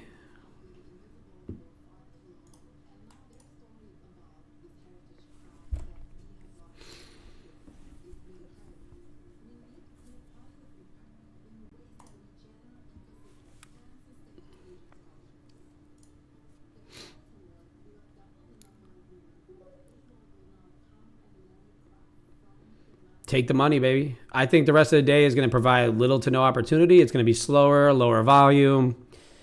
Based on the news events that are come out, the earnings that are going to come out the rest of the week, I think people are just going to start positioning themselves for that. So if you had a nice little win, you took a little short, you took any money out of the market, maybe go enjoy the rest of your day, because I do foresee this kind of action and a lack of follow through in anything. Yeah, a lack of follow through. And I mean, really, since we got to like here, 9 o'clock, it's been sideways since. So, I called this trade out. We obviously took it. I called this trade here on the long through the overnight low. I didn't execute because I was already up to a point where I just didn't feel like giving any of it back if I did lose. It's an A+ setup. If I was up a little bit less, I probably would have executed it. Realistically, could have executed it anyway, but no harm, no foul. Cash is a position, and I'm cool with being up, $1,600 on a Monday with this kind of sideways movement, right? So we're gonna look for what happens, the rest of the session. I'm gonna stay on till 11 just to kind of keep people out of diddling in the middle. I did mention if Nvidia does crack the high of the day, then you could maybe anticipate a grind through the overnight high and maybe grind up into 18,000, but that's going to be more of like a lack of I don't think you're going to get an entry criteria to get you there. I think it's going to be more of like a grinding price action. And the more likely thing that does happen is price closes somewhere within this overnight range or within this previous day range, because I just, like you said, Spy, with no news, last Monday after 12 o'clock, nothing goes on. Especially in earnings season with the big names, the NQ names, Mag 7 type names, they're going to be kind of muted until you get the earnings tomorrow in Amazon, AMD, SMCI. Then on Wednesday, reiterate, we have the Fed data release, interest rate decision at 1 o'clock Central. You also have ISM numbers and JOLTS openings. So there's some maybe algo whip early in the day, then a muted sentiment up until that Fed rate decision, which is going to come out exactly as expected. So you might not even get much movement on that. Once that press conference comes out and Jerome Powell talks his talk in circles, you might get some movement then, and then you break that little bit of choppiness, and then possibly a direction gets set. And then you get Apple. Apple on Thursday could lead to a good directional move. It just depends on how they release. I say if Apple continues to get bid up all the rest of the week, which, today we bid up early and then we're selling off again, I think it probably sells off based on the way price has been acting with it. If it does kind of tick downward a little bit, depending on the earnings, then maybe it continues high side. But watch, I think AK posted his video yesterday about what he was looking at for the earnings plays. And he said whatever happens the day of, leading up into that earnings, if you're opening and you're kind of ticking up higher, catching a bid a little bit, that earnings, no matter what the number is going to be, it's going to give you a high side move. On the opposite end, same deal. If you're selling off into the earnings, there's a good chance that you do sell further down. My thought is that it sells prior or gets bid up prior to that day. And then whatever you see that day is probably the direction you're going to have to take it. Then using the Apple information, you could trade the NQ and the ES in a direction based on what you see. But the last few earnings releases have given really good expansive moves. So we will watch like a Tesla and Meta, I believe, were the two last week that gave that pretty decent move. So just watch out for that tomorrow, Wednesday, and Thursday. And then Friday, obviously, we got NFP. So it's a big news week. I think you get a decent amount of movement. You have probably get some conflicting information. But if any of it's positive or, something that gives market hope, then we could just continue the rally to the high side after that rejection from last week of that 162 level, the very low. That is the 162 level that I mentioned last week. The reason it's so important is because that was the January breakout of the December high, right? You can see here, this is December high. We sold off into the beginning of January. We started to get bid up. And then once we broke through December's high, it was pretty much off to the races to the high side, creating new all-time high after new all-time high after new all-time high. And then now we have kind of sold off, recovered that level. And now are we going to get bid up back to all-time highs from it? Or are we going to sell off and go back through it and create a little bit of panic in the market, depending on what sort of economic decisions we're going to get? But realistically, market's kind of rigged to go up a bit, and there's not a ton of information here telling us that we need to go sell side. We could come back down into here and be more realistic up into the election season. But like I said, I think it's all dependent on this week to see where we end up. I did start to talk about the levels from prior. Kind of a lot of this Israel stuff is going to get canceled out. Haven't heard a lot of news about it. The Iran-Israel stuff is kind of just settled until that gets kicked off again. Then maybe that gives you that initial sell side move to kind of start that selling, but also will probably get bid back up again. So I am short biased, but I do believe that there is still upside potential based off of that 162 level getting a lot of liquidity built up in there. So I mentioned it last week or the week before that I was seeing big sellers around that 18,200, which sold us off all the way down. And then last week I mentioned that 162 level as a spot for a really important decision point. And then you got a lot of buyers coming in there to build a longer term position to the high side to take us to probably, my guess, eventually all-time highs once again. I don't know if it's right now or at early in the election season or after the election. We're going to have to see when that happens. But until then, we're using all of that information, all of that data to make intraday decisions on a day-to-day basis and just, limit our risk and try and maximize reward intraday based off of those longer-term levels and my shorter-term previous day, overnight high, lows, and all that stuff. So it's a long-winded talk about what I'm doing here on a day-to-day basis.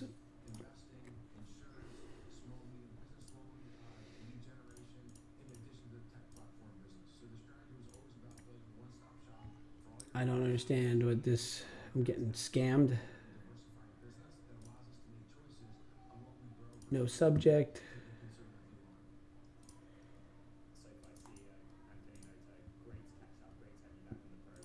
Cool.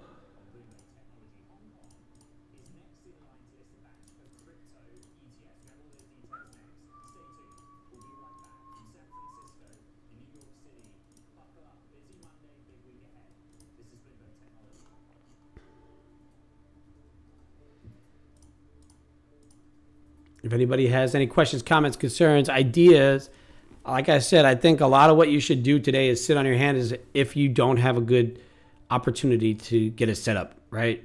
Obviously, like I said, I took this short right off the jump on the failure of the breakout to the overnight high. And I called out the long from the overnight low here, you would risk, 10 points-ish on that to see if you could get the rotation to VWAP and the previous day high, which is kind of what came in. I said you probably don't get much more follow through than that unless you get a follow through on NVIDIA and Microsoft, both of which are not really doing much. Microsoft still sitting around the lows, and NVIDIA just right around the middle, like sitting right at pre-market lows. So we're really just in the middle of ranges. You're going to get this sideways muted action until you get the data coming out for the rest of the week.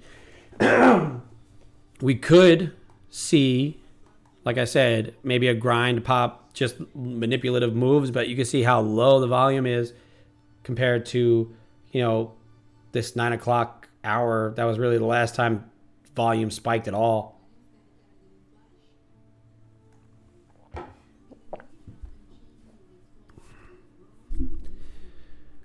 About 30 minutes left in the stream. Like I said, I locked myself out. I'm up a nice $1,600 to start the week. Looking to grow that tomorrow. We have made about $4,000 in April on this account. We withdrew 800. Had a couple down days, but for the most part, we made up for it and then some in our next trading session. So looking to build a nice streak of green days. See if we can go into May with a nice little buffer, take another withdrawal, and then see where we can take this account. Looking to try and grow it slow and steady and try and, just take the money out of it as it comes and not try to force anything that is not there. And like I said, a day like today, maybe in the past where I might have felt like I needed to trade, I have to hit buttons, even if I didn't catch this big move here or didn't catch my long idea through that overnight low, nothing else really setting up. Sometimes in the past, I would have been like, hey, maybe this is going to go long. This looks like it's going to go short. I didn't understand the market environment, right? I didn't understand that there is a plan to the week. Stick to the plan for the week. Understand which days may provide more opportunities than others. And the more you do it, the more you're going to start to see why those days happen and why other days don't. And I mentioned on Friday that Fridays tend to be a trendy day. They tend to be expansionary. They catch a direction and they keep going. And I didn't listen to my own advice and I drew myself down a little bit on that day, but we recovered very nicely today and we didn't let that affect us moving through the weekend. So it's a nice little adjustment that I've been making in my own mental game. I think that's the biggest thing that you could do is try and just help your mental game as best as you can. Work on your mentality, work on your ability to be happy with what you catch out of a move. If you execute your plan to, how you expect to execute your plan. If you, do something wrong, review your trades. You don't have to necessarily journal. You can record your screen. I find recording my screen helps me. I don't write things down anymore. I do as far as my weekly analysis is concerned, but I stream and my stream is my journal. So I can go back and watch some of the video and I can see why I took what I took, why maybe I trailed the way I did. So I talk through the way my emotional state is and, I go from there. But I think realistically, you guys just got to find a way to make it your own as far as like how you document what you do. Keep tabs on it and just learn how to grow every day, be better every day, be okay with losses, and that's it.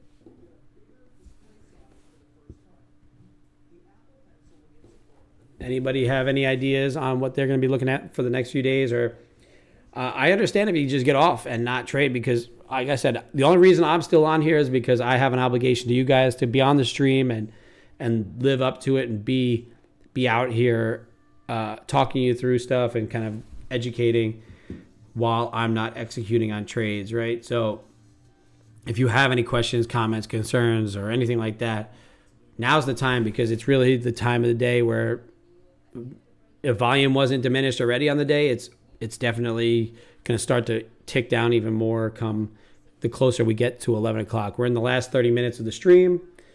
As I show you on my chart here, I took one short, took that short through a failed breakout of the overnight high, rotated right down to the gap fill through the overnight low. We did an excellent job of maintaining our trailing rules, and we're able to catch the entire move to the downside from the overnight high down to that gap fill. So that red arrow down to that blue arrow there, caught at 1680 with $2 and change on the fees. So that's where we're at right now. You can see we're getting a little heavy, but I think NVIDIA probably pops off at 863. So you probably, if you do get through this overnight low and even through this low here, I think 17,800 is probably as low as you get unless you get new news. Same thing on the other end. I say 18,000, but I don't believe that we even get to 18,000 today unless you get news that pops you up. So, realistically, you don't want to trade this. This is noise, right? This is probably either retail people just banging in and out, trying to get involved at VWAP. Maybe it's algos, maybe it's HFTs, but it's not true big size coming in. There's not a lot. I haven't seen a ton of time in sales. I haven't seen anything on the, on the book here that's going to tell me anything otherwise. Speaking of, I want to make sure I don't have my level 2 subscription.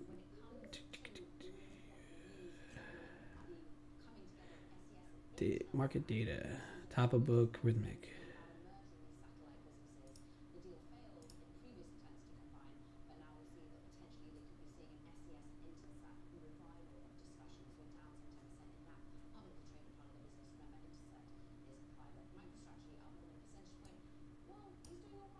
Okay. Because my market data wasn't doing what I wanted to do anyway, I have to cancel that one and then do the level 2s for the Top Step X. So I got to figure out where that is. I don't have an opportunity to get that. Level 2, Top Step X, top of book. Upgrade data for Top Step X. You'll have access to market level 39 months. Cool. Yeah, I'm going to wait till the first, but I can now finally update my Top Step X level 2s. It was a little messed up because I had the Rhythmic ones, but we're good now. See if it'll bounce here. I think that the S&P gets down to its overnight lows, so probably drags us down to our low of the day. I do think 17,800 probably is the low here. Just be mindful to watch some of these other levels. Like I said, 800. I don't think you flush that. I think that's probably as low as you get. And then you probably get a bounce and a return back into this range. If this is something that you look to play, but you can tell there's not a ton of volume here. I don't see a tick up in volume at all. Everything's kind of still lower volume. Not a ton of good information there. Delta is acting kind of the same. We did get that good Delta divergence here, right? This was why we called out that long, is because we got a lower low, liquidity sweep through the low, a higher low in the Delta, showing us that buyers were still stepping in, even though lows were being made right along that one standard deviation away from VWAP. So that's why we call that rotation back to VWAP. I think maybe this comes into here. Like I said, I think max low of the day is 800. But I don't see a big volume break here. It is a little bit higher. We are starting getting more sellers coming in. Obviously, that's why you're moving to the downside, but you don't have like a volume spike like you had here at 9. You don't have a volume spike like you had here. I mean, this isn't even a very large spike in volume, but it's enough to get you a little bit of movement. Right now, just kind of grinding around. I think you should just be cautious. We're coming into the last half hour of my stream here. We're here to make sure that you understand what the market dynamics are, what kind of action could be taking place at these levels. I'm recommending that you stay flat in this kind of market condition.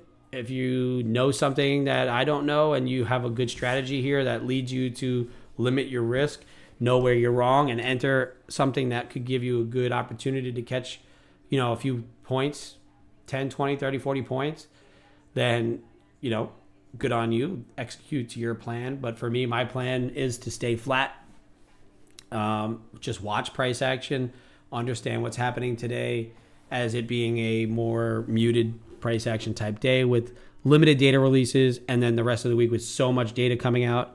A lot of times, days like this, Monday is going to be not a ton of really good opportunities.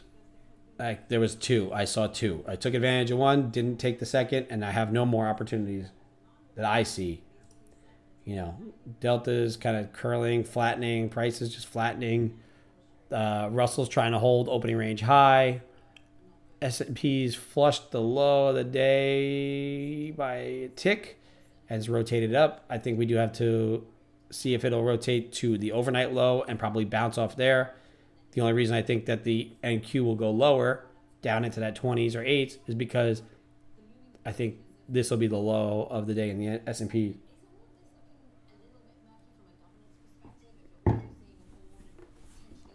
If you get a flush of it, cool, but I don't know if I see that coming.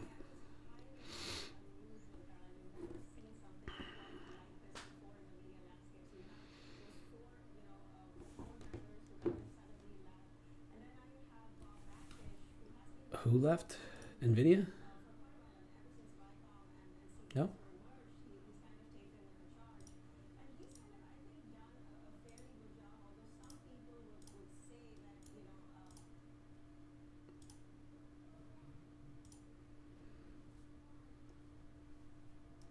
I feel like my Bloomberg data is gone.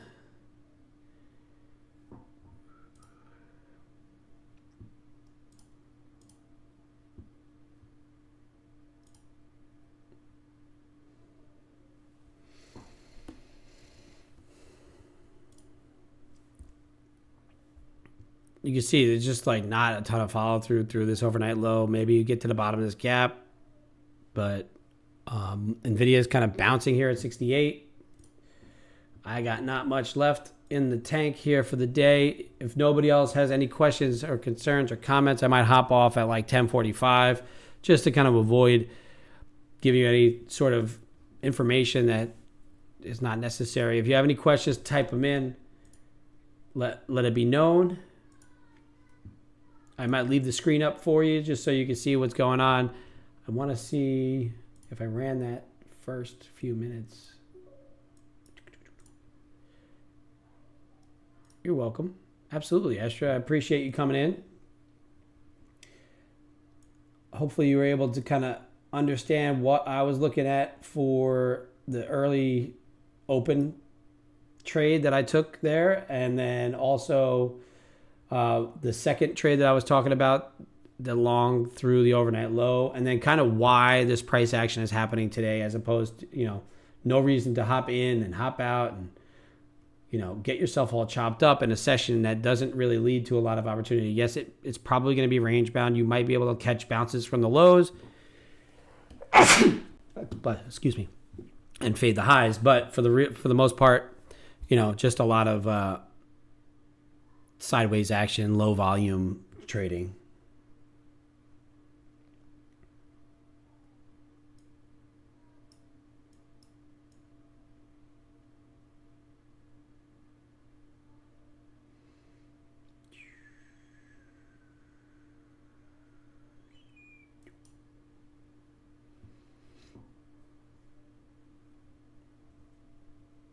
Low volume trading. Love it. I'm so proud of everybody going green today. Don't get yourself chopped up. Don't give anything back the rest of this day. If you are green on the day, walk away. If you're red on the day, maybe walk away. I don't foresee a ton of great opportunities coming in. Maybe later in the day, maybe around that, power hour time. But right now, rolling into the lunch hour, you're kind of looking at a diminished volume on an already diminished volume day. It could lead to some sort of movement as far as, just grinding in a direction. But I don't think that's a good trade. I think that's just seeing that price is doing stuff and not being able to really capitalize on it. As I mentioned, I think this just kind of stays flat, stays sideways for most of the rest of the day into tomorrow. Even tomorrow, I think might be a little bit muted as far as directionality.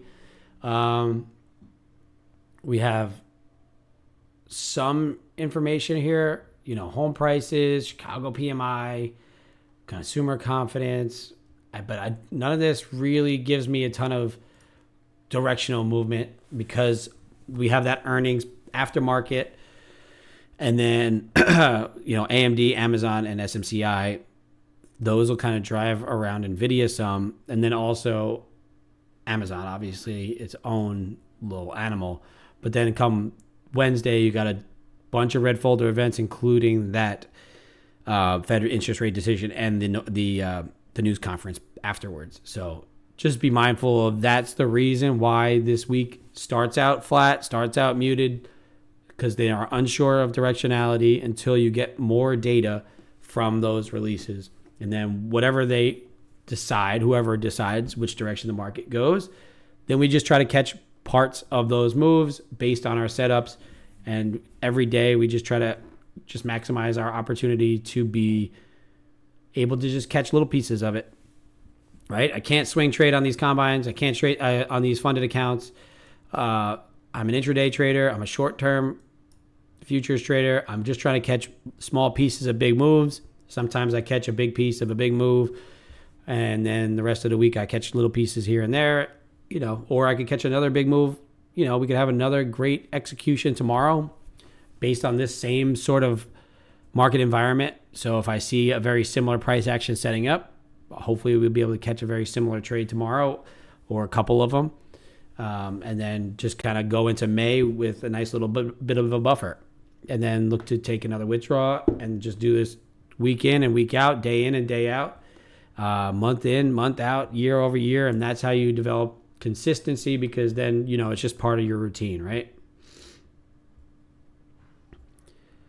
Very happy for anybody that's green on the day. We have a few good green comments. Astra's green, Spy Proby's green.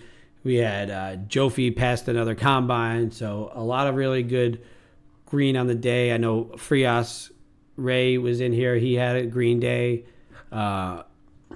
Overall being able to plan out what you wanted to do on the day, execute on it, and then just go from there. And then understanding when to stay out, right?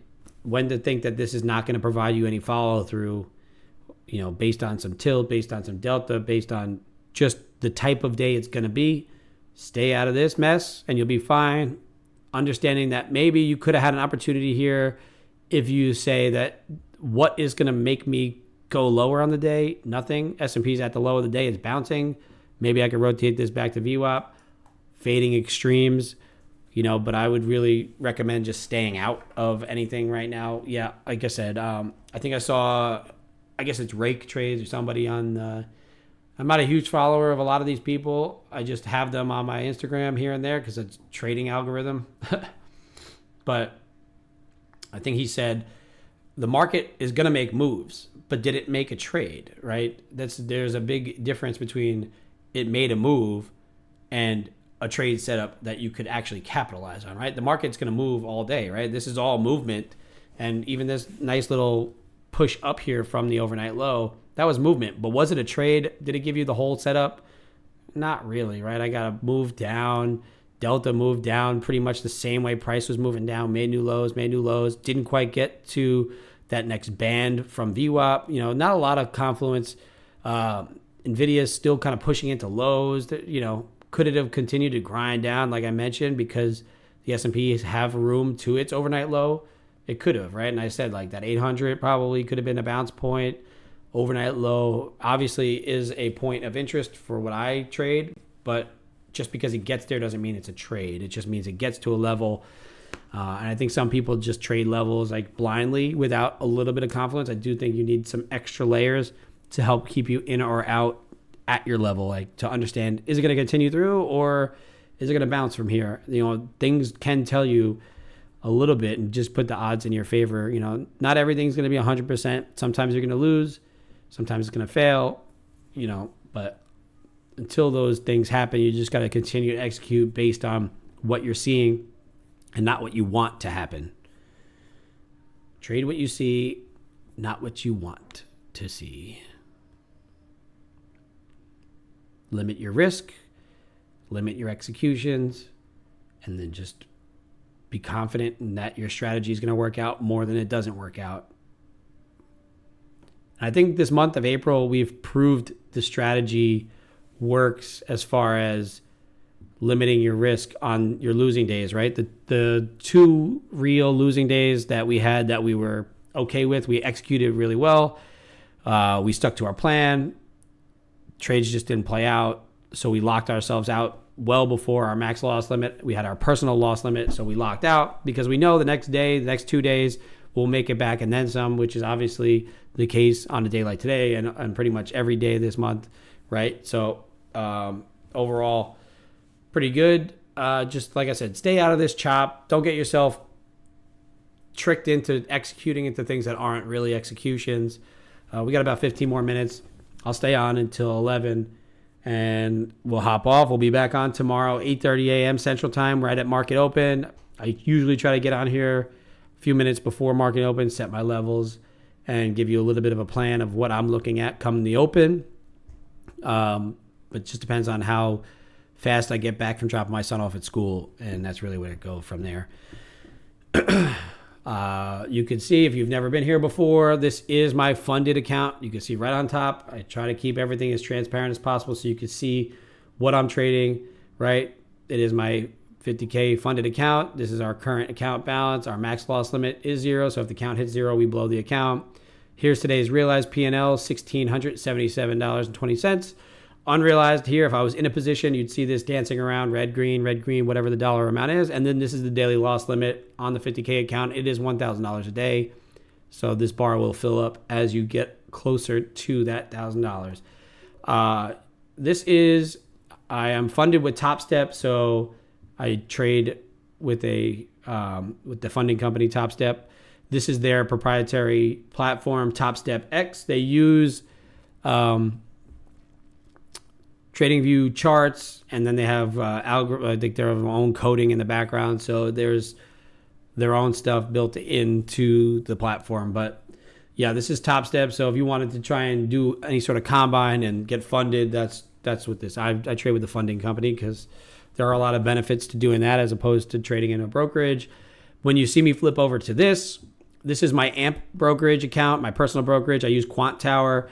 I use this for a lot of my Delta information and some of my opening range stuff, my level 2s, because I pay for level 2s in my personal brokerage. But when I'm trading live, trading everything, most of the time, my executions are going to be over there. And if it's not, I will show you why I would be executing on my brokerage as opposed to on Top Step X. So right now, everything I do, this, functionality-wise, streaming-wise, this works the best. And I really feel like there's a lot of good features within this Top Step X program. Like I mentioned, it does. The only thing that we're missing here is this exclamation point that's usually next to this. I clicked it. It's a manual lockout button. It just prevents me from FOMOing into anything else. It's just mentally saying, hey, I'm done trading for the day. Knock me out. Don't let me trade. Don't let me come back in later and execute something if I don't want to. So I've already hit that button. You can kind of see if I click off to here and click back, account is locked out. I manually locked out. You can't trade until 5 p.m. Central Time when the market reopens. So that's what happens when you hit that button, but it's no longer there because I already hit it for the day. But yeah, this is Top Step X. That's their little brokerage, their own little platform that they've created for the funding company.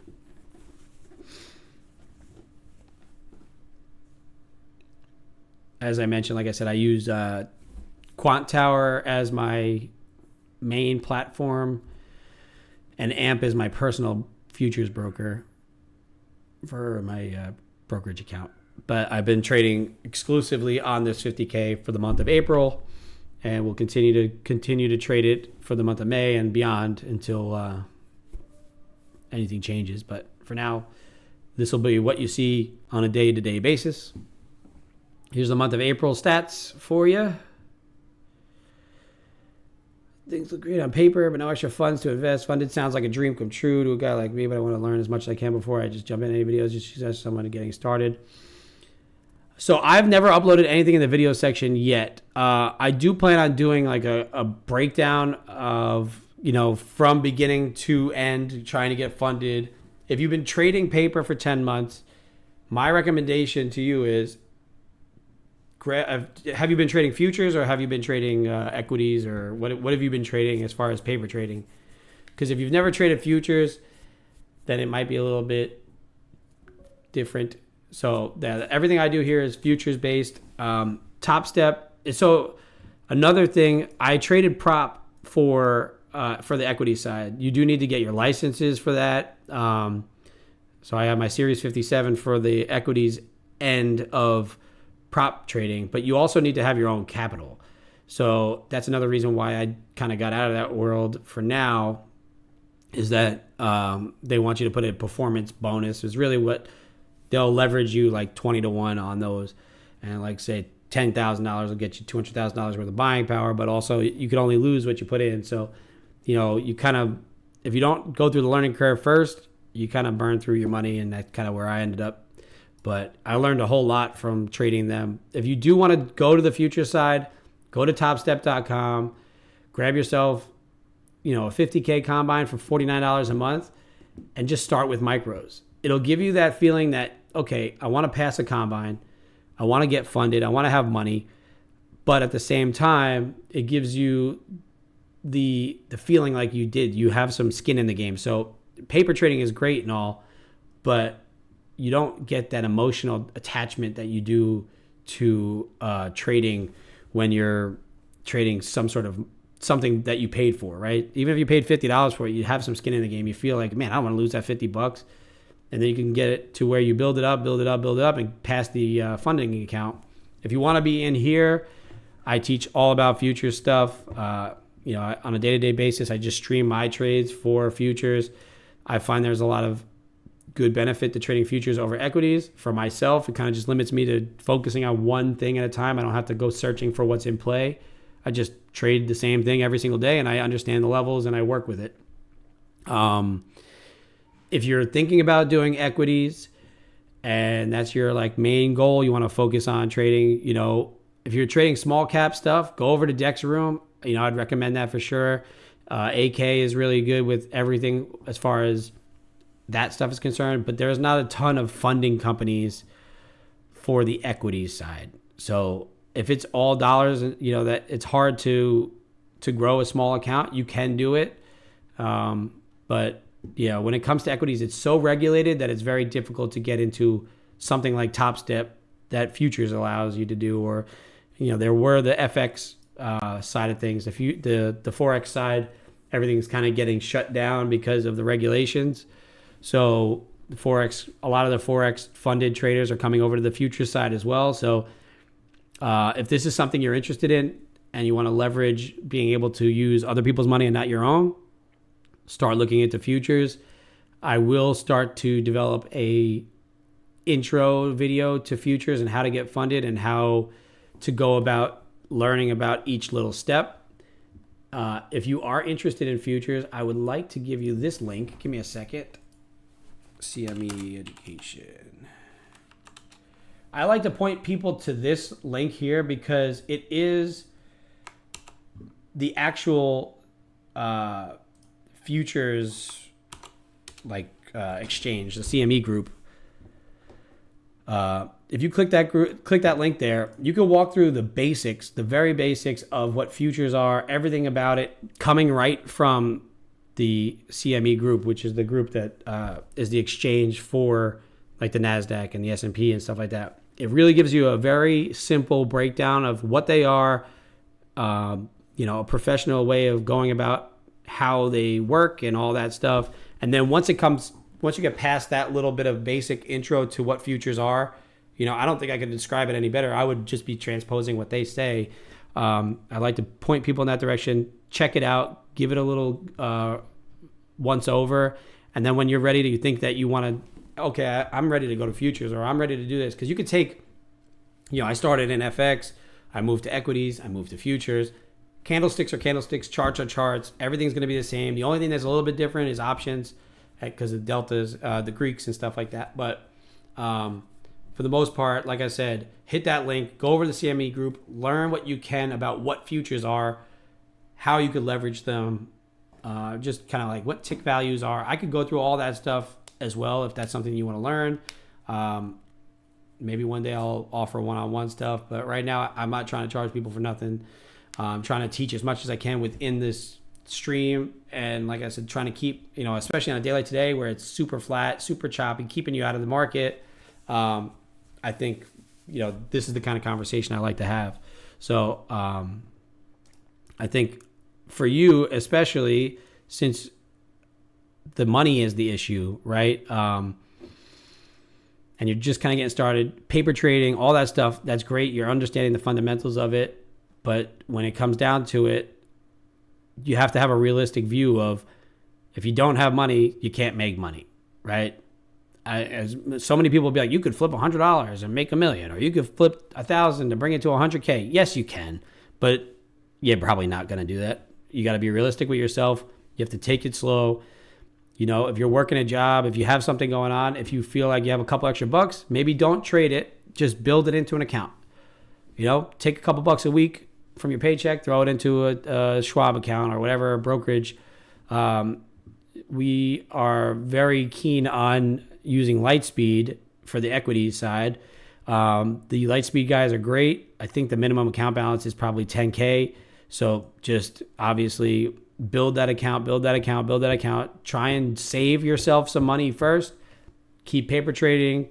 Or if you want to switch over to futures, you can start learning about futures. Come into here, learn how to pass combines, learn how to leverage funded accounts, pull money out of the funded account, put it into that brokerage. Now you're going to build up that brokerage account. And if you want to stick with futures, do that as well. Stick with the funded accounts, and then use that money that you take out of the funded accounts, put them into your brokerage account, and trade your equities with that money. So not only are you making money off of the funded account, you're also using that money that you made to make yourself more money trading the equity side, right? And when it's time for you to want to make that switch, you'll have built that account up by working, by trading something else, by leveraging some of these funding companies to build up an account and make yourself, ready to go when you're ready, right? I think definitely when it comes down to it, you could also look to apply at SMB Capital. I mean, they only take people that they really believe will be good traders, and you got to interview well, but they will, train you. I think they are one of the prop firms that don't necessarily require a performance bonus, where you have to pay money into it, but they're going to teach you a whole lot, but you got to get accepted into their program. If you have a couple $1,000s laying around, maybe you go to T3, where I was funded through, and the equity side. I find them to be a great company. If I decide to go back to equities at all, I will go right back to them. Use my licenses to my advantage. Use the prop firms to your advantage. Use the leverage. I'm pro prop firm, pro funding company. Obviously, I've taken payouts. I took a live 2 weeks ago on here. We pulled out a couple $800 from this account. Everything we do here is transparent, so you can see, that it is possible to do. But you just got to kind of find that plan, lay it out for yourself, and then, maybe make some sacrifices in your personal life if that's what you want to do, as far as, maybe we don't go out to eat one day, or maybe we, do a little overtime, and the overtime will go into the fund instead. Eventually, if you stick around long enough, if you go over to my coffee company website, we are trying to partner with a few brokerages. I can't name names or anything right now because I'm not quite there yet with them, but we are looking to potentially partner with the brokerages and give away cash accounts in the future as we develop our profits. So 10% of our profits are going to try to go to the funding fund, or we are going to try and give away combines and stuff like that as well with Top Step in the futures. So if you stick around, we do giveaways here pretty weekly, as much as we can, as we develop our viewership, and as this stream grows, then the more of the giveaways will come. So if you stick around, then maybe you'll get yourself a combine on the arm here if you maybe win one of the giveaways. But Mr. Max Bucks, I appreciate you coming in, asking some questions. Hopefully that CME group will kind of lead you into the futures world a little bit. That's what we do over here in my room.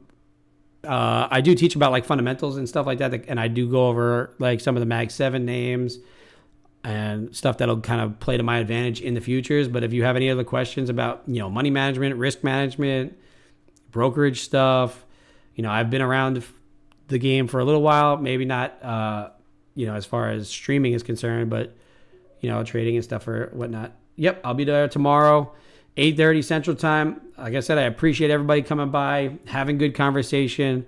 I love talking about trading. I love talking about, how things work and all that stuff and trying to provide good advice for the realities of trading, right? I mean, I have to go to work after this, so there is the reality there as well. So I'm going to hop off. Like I said, I think today just kind of stays how it is. Maybe later on you get a grind up higher. Watch NVIDIA. Watch, Microsoft, Apple, some of these names that may drive the market around a little bit, but just kind of be cautious. Super low volume day leading into some big data releases for the rest of the week. So until tomorrow, 8:30 Central Time, I will talk to you all later. A nice little start to the week, up $1,600+ on the day. Let's capitalize on it again tomorrow, and I'll see you then. T.